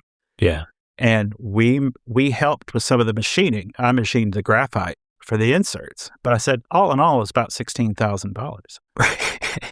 And he looks at me and he says, where did you have them made? And I said, off of Amnicola. He said, what part of China is that? I said, dude, that's Amnicola Highway in Chattanooga, Tennessee. He's like, you had it made domestically for $16,000? Yeah. And, what you learn about that kind of world is that if you're wanting to make a bunch of something, then it is cheaper to offshore. If you're wanting to make a handful of something, it's not always cheaper to offshore. Right. Right. Sometimes you can. Yeah. And sometimes with a little creativity doesn't hurt. Right. You Right. go at it. Yeah. We were good at being poor. So, but that CRKT relationship has been very, very good for the Johnson household. We're always eternally thankful to Tom for making that introduction. Yeah. I'm guessing I was a negative and Kit pulled you over the line. So I just got you where you needed to be and Kit Carson made it happen. Right. If I had a nickel for every time somebody called Tom Crine a star maker, right? Man, I'd be a wealthy, wealthy man. You'd have 4 cents. I'd only be one in the hole. Right. Sean, you heard a name earlier that sounded familiar to you. Yeah, man. Did you say Eric Furman? Yeah, out of Ohio. Yeah, I know that cat. I've known him for a long time. I didn't know you knew him. He is a super smart dude. Oh, dude, yeah. Crazy smart and super talented knife maker. Yeah. People who are not aware of the work he was doing back in the day are really missing out. Yeah, and he completely got out of it. He grew up in the tool and die industry. I actually had him do some machining work for me at one point for a fixture. Yeah, they had a very cool shop. He had a grinder stand that he had designed that was up against a wall and had some kind of counterbalanced weight or whatever, and you could adjust the height and lock it. And you could adjust it to where you could sit down in a low office chair, or you could adjust it for the tallest person in the shop, and you could do it with one hand. It was super cool. No doubt. Wow. Yeah, but he, his main job was, it's interesting. He did the knives and the tomahawks as a means of keeping people on the clock. Tool and die industry is feast and famine. It's very seasonal. And so instead of furloughing people when things were slow, he would make knives, tomahawks to keep him in the shop getting paid. So he's super good dude. But with this other company came and bought him out and made him an offer he couldn't refuse. And when they saw all the knife stuff and tomahawks, they're like, none of that. That's got to go. Yeah. Was it because it was stuff that they found distasteful, like what the tomahawks were intended to be used for? Or was it just that it wasn't part of their core business, didn't fit their business plan kind of stuff? Do you know? I don't know. But, I see a lot of that. Yeah. And I hear a lot of that. Like I heard a interesting story from K-Bar at Blade Show with that kind of thing, where they're dealing with some big company and they find something distasteful and it becomes a big brouhaha. And it's just, I'm so in my little bubble that my wife has to remind me sometimes that, like, hey, other people are not like you. They don't, they see this as scary. Yeah. Whatever I happen to have at the time. Because sometimes, if I'm designing something, I'll take a prototype with me just to fondle, and she's like, hey, that scares the waitresses and stuff. So maybe don't do that. Yes. I keep all my stuff, knives and other stuff in these big shop toolboxes that are originally, to my wife's mild protest, in my office at home. And she's like, why are we putting big toolboxes in your office? And I said, because they hold stuff amazingly well. That's like their job. Right. And so it's not uncommon. Someone will come over and they'll say, oh, really? Yeah. Your wife said you're into knives. And it's not a knife person, right? Or anyone from this world. And they're asking a bunch of questions. And so a normie. A normie. And I'll go start opening drawers and they're like, oh yeah, folding knives. Yeah, those are real cool. Yeah. Old-timey knives. Those are cool. And I got a drawer in here that's labeled Big Nasty. And when I open it, that's where half the RMJ stuff is at. And they're like, oh my God, what is this for? I'm like, well, what's it look like it's for? I mean, I just love it, but. Yeah. Well, and that visceral reaction is what I designed to. Yeah. Like the Eagle Talon and the Shrike, the whole point of that type of design, it's literally in design work, you hear the term baby face bias. Yeah. Which is round things are safe and sharp, pointy things are dangerous. And the more that they look like a tooth or a claw or something, the more visceral your reaction. And that is built into it, And so I would hear guys in Afghanistan and Iraq talk about, you deal with a culture that's a blade culture, and they really don't respect firearms. Right. But they have a huge respect for blades. And he said, you pull that tomahawk out, you get people's attention. Right quick. Yeah. And Curtis Iovito talked about that in a interview one time. A magazine had interviewed him, and he talked about pulling out a Shrike. The crowd kept coming in, and they kept, kind of barrel striking people back, but they knew the SOPs as well as they did. They knew they couldn't shoot them. Right. So he pulls out a tomahawk, pulls out a Shrike. He said, all of a sudden, I had a great big swath of people step back, because they don't know the SOP for that. Right. Exactly. Yeah. Yep. Yeah. So Tom sent us a link in our chat for the show of Eric's knives on Arizona Custom Knives. So Sean or Tom, do you guys want to spell his last name so folks can go find him or look at some of the work that Sean mentioned being really cool and worth checking out? Yeah, that's Fehraman. Yeah.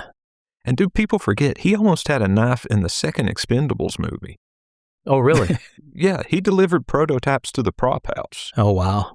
That's pretty cool. That is a frustrating process there. We've had we've had tomahawks in movies and TV shows, but we've had way more almost make it into a movie, where it's like, where you have to sign all these NDAs and stuff. And we had a John Wick movie where they purchased like 30 tomahawks. Yeah. and all kinds of different things. We sign our lives away saying we won't mention it before the movie. And then it all ends up on the cutting floor, Right. you know? So I think sometimes I've been in it long enough to where I've seen so many things flop or not go through, that I'm a little bit jaded with some of it. So the guys at the shop will get real excited about something, and I'm like, we'll see. Don't hold your breath, fellas. Right. Yeah. Yeah, I don't know if I've seen these knives before, Tom. This stuff on pretty cool. Arizona. I haven't been down this rabbit hole. These are awesome. Yeah, even his field knife is kind of nasty looking. But he's my kind of people with these model names. Final Judgment, Extreme Judgment, Cold Fury. Like, oh boy. Okay. Yeah, they don't pretty cool. They don't let me name things anymore at the shop. Because, the Chinny Wren was my name. Yeah. And Shrike was kind of a consensus thing. But after Utsadihi, when I got really into my Indian history, and Utsadihi, which no one could pronounce forever, they're like, look, Chris Reeve, enough of the unpronounceable names. Yes. Yeah. So I come up with working titles that I find amusing, right? So Yes. So like one of our big sellers is Lady Death, which I think is kind of a stupid name. Yeah. My original title was the Battle Skank, which was kind of poking fun at the Busey Battle Mistress, Yes. right? Yeah, right. Because I find names like that kind of silly. Right. Everybody has the Ninjanator Death 5000. Right. It's all over the top stuff, which is why I like Snuggles. Yes. Yeah. And so I came up with the Battle Skank, and Richard's like, no, we're not selling anything named Skank. I'll come up with something else. So all of my file names, when I'm trying to organize my files on Dropbox right now, and it's a nightmare, but all the file names are pretty funny. Right. We'll have a whole episode of that sometime down the road. Right. Okay, so this might be a good spot, Ryan, to talk about Gold Point and what that's all about, and Gold Point Forge. Teach the kids at home what Gold Point Forge is about. Right. So this is a shop I started out in. My dad built this shop back in the late 70s and originally built it to be a workshop. He was a woodworker, and his two buddies, one was a machinist and one was a woodworker, but they ended up, one had a stroke, one ended up dying on the operating table, and so we moved in and lived here for a while. My dad had a woodworking shop here for a while after we moved out and lived in the house. And so this is where I started messing around in my dad's woodworking shop. I would build spring-loaded flails and stuff like that, and then he'd take them away from me.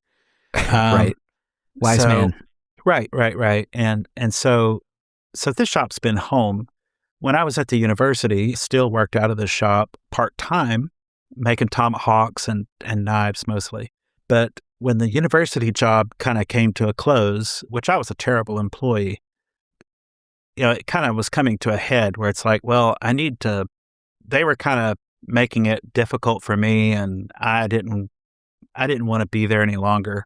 My wife kept telling me, she's like, well, just leave and make knives full time. I was very scared of that. That's a big jump, to go from a safety net, even if it's a job that's not paying as much as you think it should pay, to have that guaranteed check, to have that insurance and benefits and all that. That's a lot, and to not have to worry about it.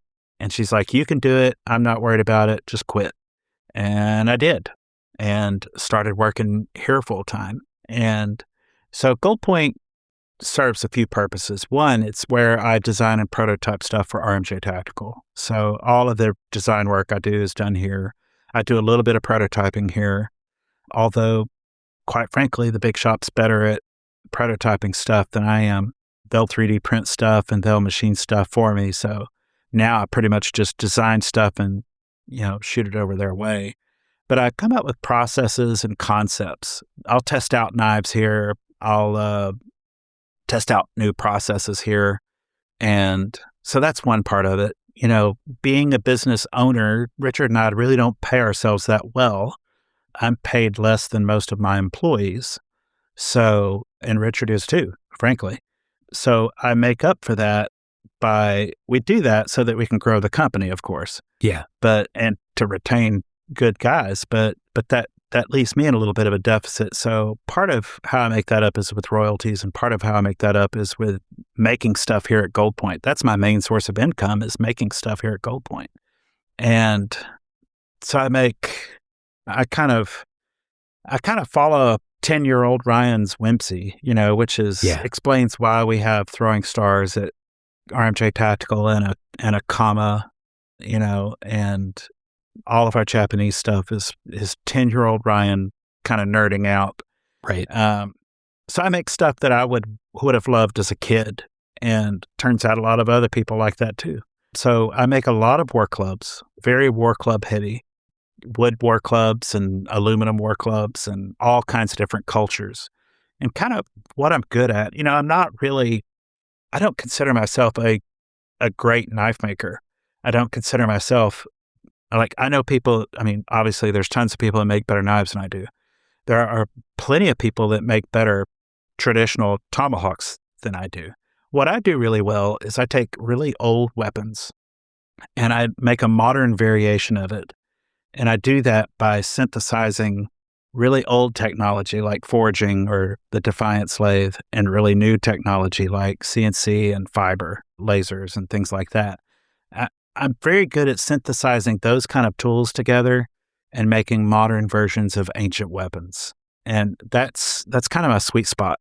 And if you think about it, that's really what the Eagle Talon was early on. The thing I'm most famous for was taking an ancient weapon and making a modern variation of it using old and new tech. Yeah. And so I just continue to do that. That's kind of where I shine, and that's what I continue to do.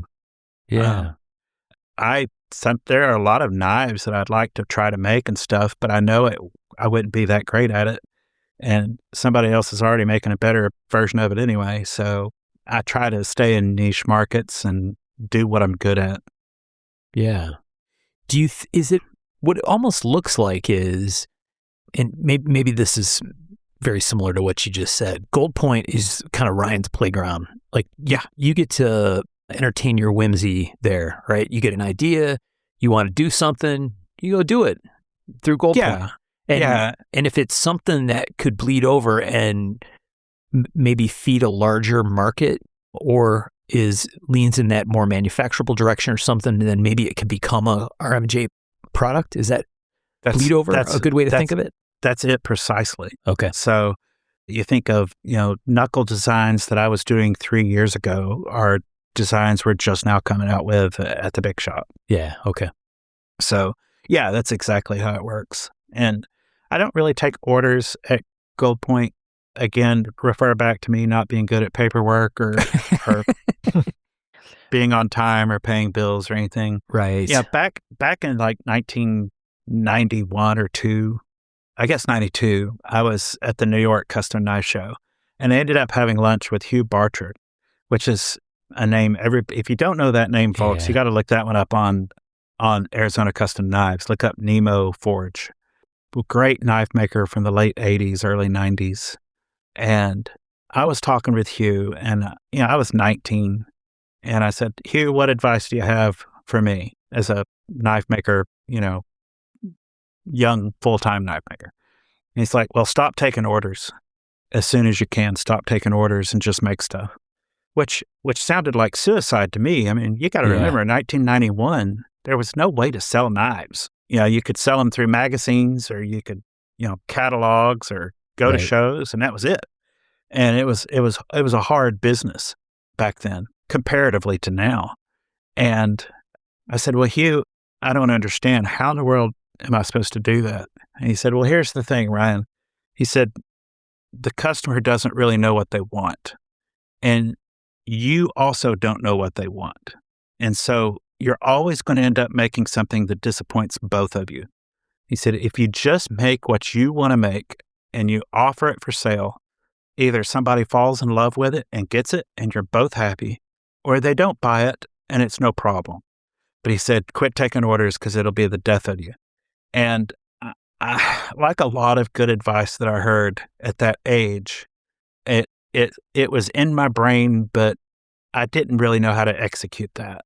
And so now, as a slightly wiser person, I see how smart that was, and I don't do that. I don't take orders. I just make what I want to make, and it turns out the way I want it to most of the time. Yeah. Well, it's kind of a beautiful, well, more than kind of, that's a special kind of thing when you are able to get yourself into that situation, right? Or create that scenario where you do get to make what you want, and there's like a running business, right? That contributes to the economy, right? You got people who are making a solid living working for RMJ. There's products for collectors and for warfighters, and you're ticking lots of boxes. And oh, by the way, you get to do what you want. That's awesome. Yeah. I'm in a very privileged spot for sure. There are times where I wish I made more money, or Sure. this or that. I always work. I work a lot, and my wife kind of jokes around. I only have work clothes. Every piece of clothing I have eventually becomes work clothes. Yeah. But I like it, and I love working out here in the shop at Gold Point. We have a Facebook page, which is Gold Point Forge, and it's a great community, and I've got awesome customers, and I'm very fortunate to have a market. And part of that is showing what I do every day, and I think I'm not sitting here trying to blow smoke up Tom's skirt here, because I keep mentioning Tom. Oh, geez, that's not something again. I know. Early on, like I was a Facebook, I'm a curmudgeon naturally, right? And so Facebook was something I'm not going to get on freaking Facebook, And my wife kept saying, you ought to get on Facebook. There's a lot of cool people, a lot of our old friends and stuff from school and church that you'd see. And so I got on Facebook, and I'm like, oh my gosh, this is terrible. And I was getting ready for Blade Show, and I was friends with Tom Crine. I was friends with Lucas Burnley. And I noticed that they were posting stuff every day, of what they were working on. Tom's working on this, this is Blade Show prep, and Lucas is working on this, and it's Blade Show prep. And on the way down to Blade Show, I found myself thinking, I want to go see this knife that Tom made, the one with orange handles and blah, blah, blah. And it dawned on me, it's like, when I go to Blade Show, it's a big surprise to everyone, including me, what I would bring to Blade Show. Right. And, I didn't even know what I was bringing to Blade Show half the time. But I knew exactly what Tom was bringing to the show. I knew which pieces were my favorites, and I knew which ones I wanted to hold. And Yep. I thought of that phrase from Silence of the Lambs, one of my favorite. I love the movie. I love the book, where he sits there. He tells, Hannibal Lecter tells Clarice Starling, says, you covet what you see every day. And I thought that all kind of clicked into an epiphany of Tom is not surprising anyone. People are going there to buy a specific knife that they saw from start to finish. They're invested in it, just like I was invested in it. And so that changed my mind about Facebook and social media in general. From that show forward, I took it seriously and started posting pictures of what I was working on and what I was doing. And, it turns out that people like to see, I love watching other makers post stuff. Like that's why when I doom scroll Facebook, that's what I want to look at. I want to see other makers making stuff, Yeah. and Jason London making tools, and Tom, whatever music he's listening to, which is also embarrassing because Tom posts every morning about whatever cool music he's listening to. And I've been listening to the same ragtime piano album now for a year and a half because I'm autistic and and it's good thinking music, So Right. which is terribly embarrassing for my entire family. They're like, my wife at one point, she's like, if you play Maple Leaf Rag one more time when you're in the shower, I'm going to kill you. So, but that's what I enjoy about social media is watching these items get built, and I'll screenshot stuff, if I see a cool fixture or a cool idea and stuff like that. And that's what I try to provide to people as well, is just, I want them to get a good feel of what it's like to be in this shop and making stuff. Yeah. Well, and it's as powerful as it is, right, which you've clearly seen, it's not easy or it takes time to do that kind of stuff, right? Oh, to make compared to the early '90s, mid '90s, Yeah. it's fallen out of your chair easy. Yeah. It's so easy compared to a long time ago, right. where you starved to death. No, it's way easier now. The hard part is not getting sucked into it and trying to, if people are going to be negative, to get into all that kind of stuff, staying aloof from the negativity of it and staying out of drama is important. Just posting is enough. You don't actually have to engage, I think, although it helps. I don't engage as much as I probably could. There's a famous business writer that talks about post it and abandon it. Don't even look at the comments. Yeah. Which is, I think looking at comments kind of helps steer. You kind of get an idea of what the market wants and doesn't want. But I tend to post stuff and not really pay attention much to it. Yeah. I try to stay engaged, but there is value in simply posting. Yes. Yeah. 100%. Yep. Yeah. Yeah. People like Ryan put it really well, right? They become invested in what you have going on, and that's extremely powerful, right? I mean, that's at the very core of the concept of building a brand, right? Or maintaining a brand. And, there's lots of fancy modern business words for what all that stuff sounds like, or to just try to describe it. But ultimately, that's what it comes down to, right? You want people to pay attention, and you want them to stick with it, because it's kind of like a TV series. They want to see what comes next, right? Right. You show a drawing, and then you show a rough, and then you say, oh, I changed my mind. I'm going to go in a different direction, and maybe here's why, or maybe not. I don't know. There's twists and turns in real life. And 25 years ago, that would have cost you tens of thousands of dollars. And now it's just taking a little bit of your time to do. My concern is that, they're very fickle, these social media companies, So like when we were on Instagram for a while, Instagram was really big for RMJ Tactical. And we had 25, 30,000, people on our Instagram page, and we'd post something and you'd have 15,000 people see it. And then all of a sudden one day, 300 people were seeing it. Yeah. And it stayed that way forever. And, Facebook, for the longest time, before we had a private group, our business page was huge. And then one day it went, our organic reach went to a couple of hundred people, as opposed to 8,000 or whatever. And so we got in touch with Facebook. We're like, hey, what happened? They're like, well, now your organic reach has been restricted because we need you to advertise. We're like, oh, okay. Well, we'll pay to play. Yeah, we'll advertise. So we do that. They're like, oh, you can't advertise because you make restricted items. Right. I'm like, okay, you restricted our organic reach because you wanted us to advertise, right? Right. But you won't let us advertise. Also right. Okay, so what do we do? And basically you're screwed. Yeah. And so I think that's going to be an ongoing problem for a while because of the types of people that run those organizations. Yeah. Yeah. And X may be the future. We'll see. Yeah. Or we may go, with our tails tucked between our legs back to forums. Yeah. Who knows? Yeah. What will happen next? Everyone wants to know. I can't tell you guys right now. What's that? I can't tell you right now. It'll have to be later. Right. See, that's Tom being coy over there. Tom's part of the big social media conspiracy. Yeah.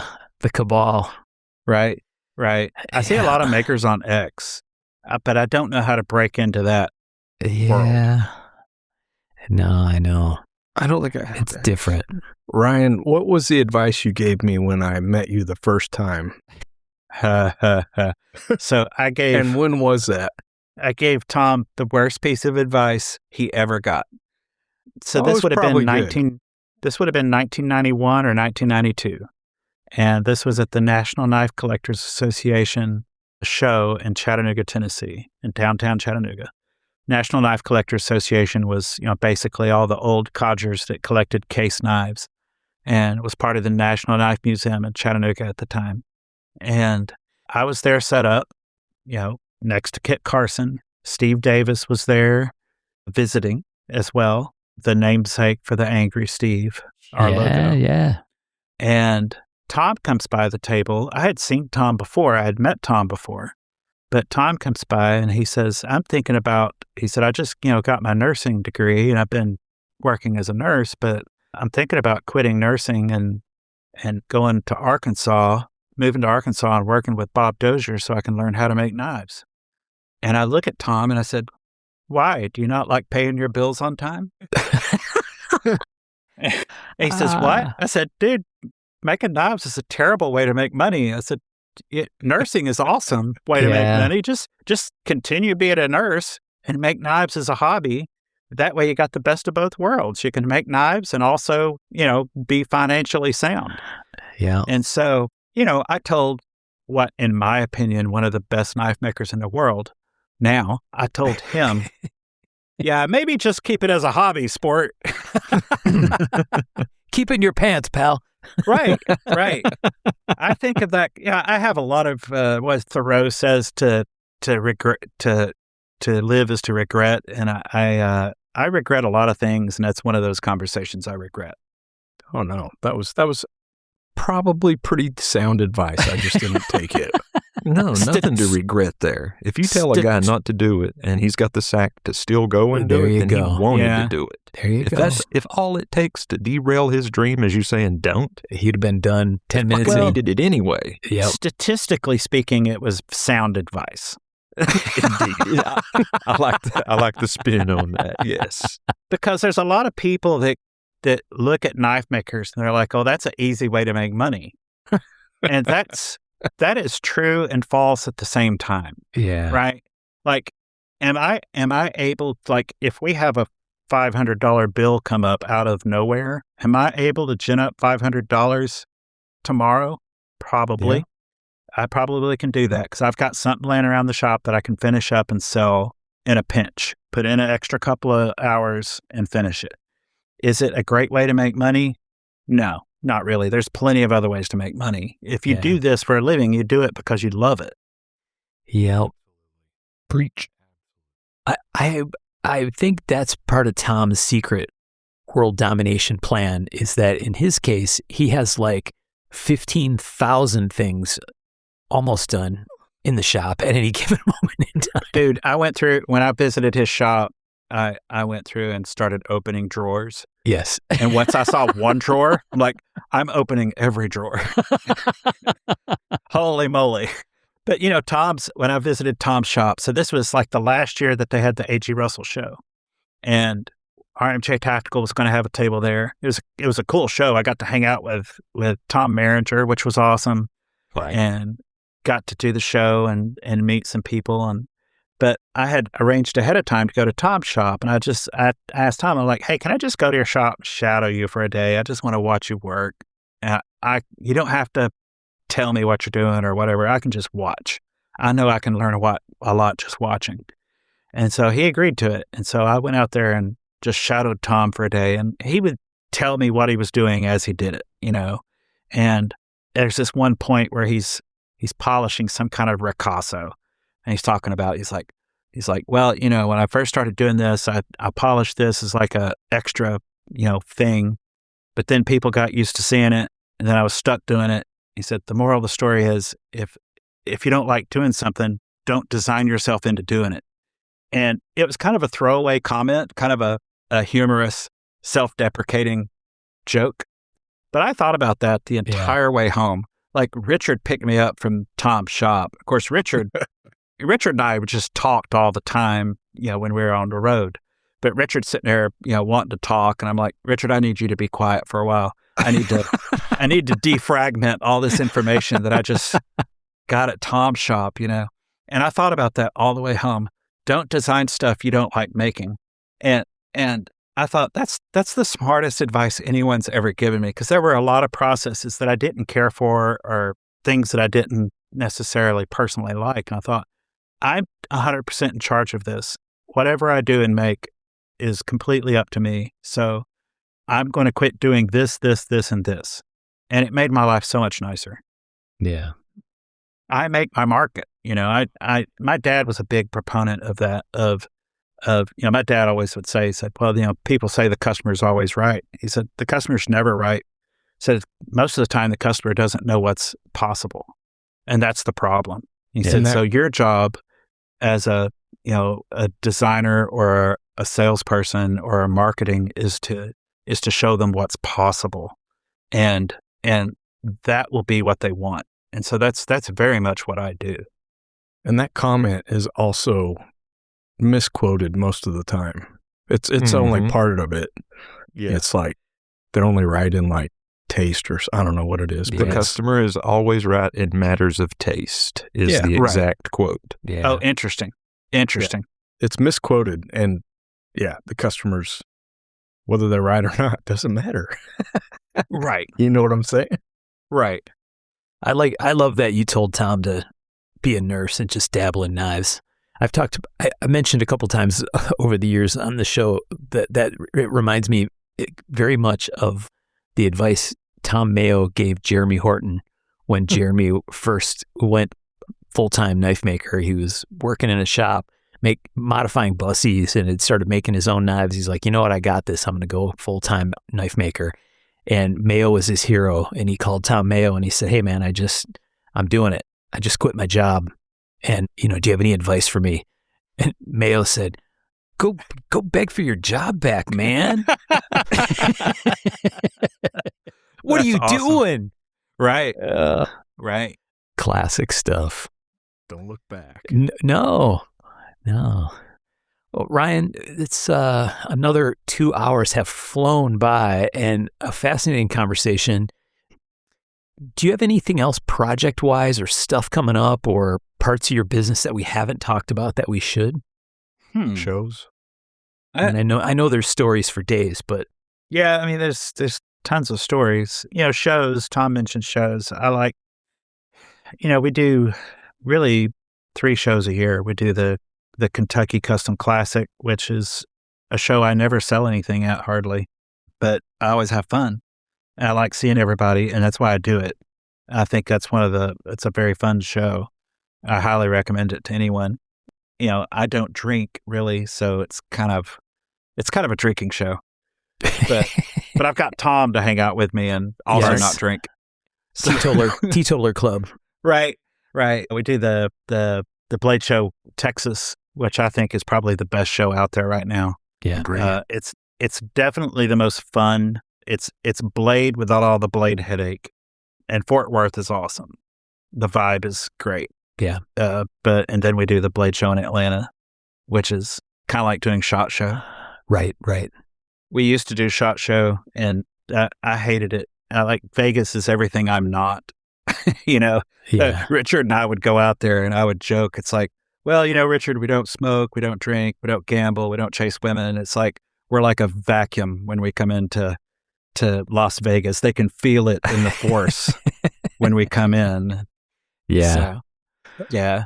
But, project-wise, anything to talk about. I mean, there's tons of stuff to talk about, but project-wise, it's just, we just make our stuff and go on. We've got some cool stuff coming out that the 10-year-old me will be very happy about. Yeah. But you'll just have to see it when it comes out. There you go. I always get in trouble when I talk about projects too early. I literally, now this is true. This is true. We have RMJ business page, and we have RMJ Tactical business page, and we have RMJ Tactical group page. And when Rob Orlando hired on with us, which Rob Orlando's a whole different topic that I should have mentioned. He would be a great guest, by the way. Yeah, he would. He knows everybody. Yeah. But when Rob Orlando hired on, he's like, I noticed that you don't post on RMJ Tactical's page. I'm like, yeah, I'm not allowed to. He's like, what? I'm like, I'm not allowed to. He's like, I'm sorry, aren't you the founder of the company? I'm like, yeah, but they said I was posting too much, and I posted too many teasers, and it was causing all kinds of problems. I would post like a teaser of something coming up, and people would start calling the office, and bugging everybody. And they're like, you can't do this anymore. You just need your own page and quit posting stuff that we're making ahead of time. Yeah. So I don't post on our company page founder and all, because I'm not supposed to. That's why Gold Point page actually started, was because Richard's like, you can't do this anymore. You're posting too much. Put down the keyboard, Ryan. Right? Right? Yeah. Well, we'll have to do the 5 of us talk smack about Rob Orlando episode before we do the Rob Orlando episode, just to get him all spun up. He's like his job title. I don't even know what his job title is. Job titles are kind of stupid to me. like the guys at the shops, like one of them came up, like they were coming up with job titles, and I just made fun of it. But Rob's job title should be like knife maker therapist, because that's what he really does. He's therapist for everybody at the shop, and therapist for me, and probably half a dozen other brands, where people call up and he talks them off the ledge and gives good advice. He knows the business and the market extremely well. Yeah. And boy, if you're ever looking for market advice or industry advice, that's the guy to go to. Yep. And he's been a game changer for our company. You talked about transitioning from military to collector. That he is the one that facilitated that transition. And I don't think we could have done it without him, because, I was still all in on thinking in terms of military stuff. Richard's not, Richard and I always tell the guys at the shop, I'm not our target demographic. And Richard, neither of us are. And Rob is that target demographic. He knows it. Yep. And boy, that's been such a help. Yeah. Good people. Yeah. For sure. Yeah. Just a good dude. I think Birch was about to ask for Rob's contact info for therapy. Yeah, just therapy. And it's funny. So I met Rob. Facebook had been trying to make me friends with Rob for years, right? Before we met. And I didn't know he was with Hinderer. I thought he was with Strider. And that was a sticky thing back in the day, because I had a whole lot of Green Berets that were like super anti-Strider, right? Yeah. And so I had to walk a fine line of, I can't publicly friend this guy because I'm going to have all the Green Berets breathing down my neck about being with the Strider guy. Yeah. So we ended up with a table next to Hinderer at SHOT Show one year, which was a year that everybody forgot to get me a badge. RMJ Tactical thought CRKT was getting me a badge. CRKT thought RMJ Tactical was getting me a badge. So I show up and there's no badge, and I couldn't get one. So I wore, Olivia was working for us back then. And so I wore Olivia's badge, and I walk in there with Olivia, and this old black woman was at the door, and she's like, hold up. I said, you're Olivia? I said, yes, ma'am, I identify as Olivia. She said, you do not. So don't try that with old black women. They're not going to buy it.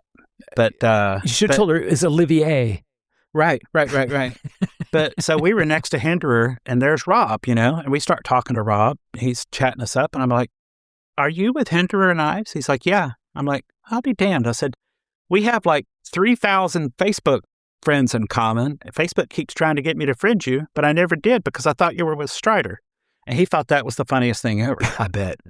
And so we started talking. We talked all weekend, and a few weeks later, he mentioned, he's like, I'll give you, if you guys need advice on dealer networks and stuff, I can help you out. And so we had talked with him off and on after the show. And then he calls us up one day and he's like, hey, I really had fun talking with you guys. What you have going is a good thing. Would y'all ever be interested in hiring someone like me? Of course, and Richard's like, we need to hire him like yesterday. Yeah. So that's how that got started. There you go. All right. This has been fun, man. Super fun. Yeah. I really appreciate the opportunity and appreciate y'all letting me yap all this time. Ryan, we would like to stick our foot in the door before we close this one and say we would love to have you come back and talk about some other stuff at some point down the road, whether it's Ryan does story time kind of episode, or maybe you join us for some history stuff, because I know you got a lot of deep knowledge there that I think listeners would love to hear, and I know I would too. So Yeah, that sounds good. And that history, I think the thing that's most important about y'all's podcast is keeping that history going, because it's so easy to lose. Yep. Well, I'll just throw this out there. I'm setting up a second mic in the back, and you're welcome to come out here, hang out for a couple days, and we'll record here in the shop. Oh, that'd be awesome. There you go. I want to come out, so. Well, You're welcome anytime. Cool. All right. Well, thank you, guys. Yeah, thanks again for joining us, Ryan, and taking the time to do so. It's a big time commitment, especially while you're probably almost completely melted into a puddle in a shop with little to no airflow going on. Right. It's my only quiet spot. We want to say thank you to all of our sponsors and supporters, our friends on Patreon. Thanks for keeping us rolling and helping fund the Tom Crine, I can't call it Memorial Recording Studio, because then Ryan won't want to come. It's like haunted or something. Plus, it makes it sound like Tom's dead, and he's not. Yeah, he's here with us. Not yet. Yeah, so that's how that stuff happens, is through the support of our friends on Patreon, in large part, but also through support from Giant Mouse Knives and Arizona Custom Knives. They all help keep the lights on around here, keep things rolling, and doing the kinds of stuff Ryan just talked about, talking history and interviews and goofball episodes like our picks episodes and some other stuff. So we try to do a little bit of all of it. But thanks, everybody, for listening, and we'll talk to you next time. Thank you. Thanks, guys. Thanks, all. Thanks, folks.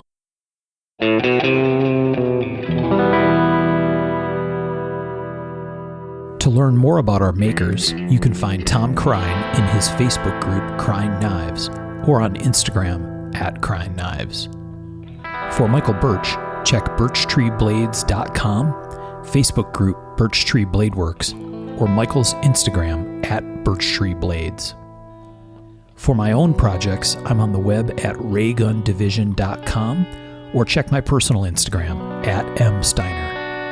For those interested in photos, references from the show, or discussion about the show itself, you can always find us on the web at markofthemaker.com, in a Facebook group called Mark of the Maker, or on our Instagram @markofthemaker.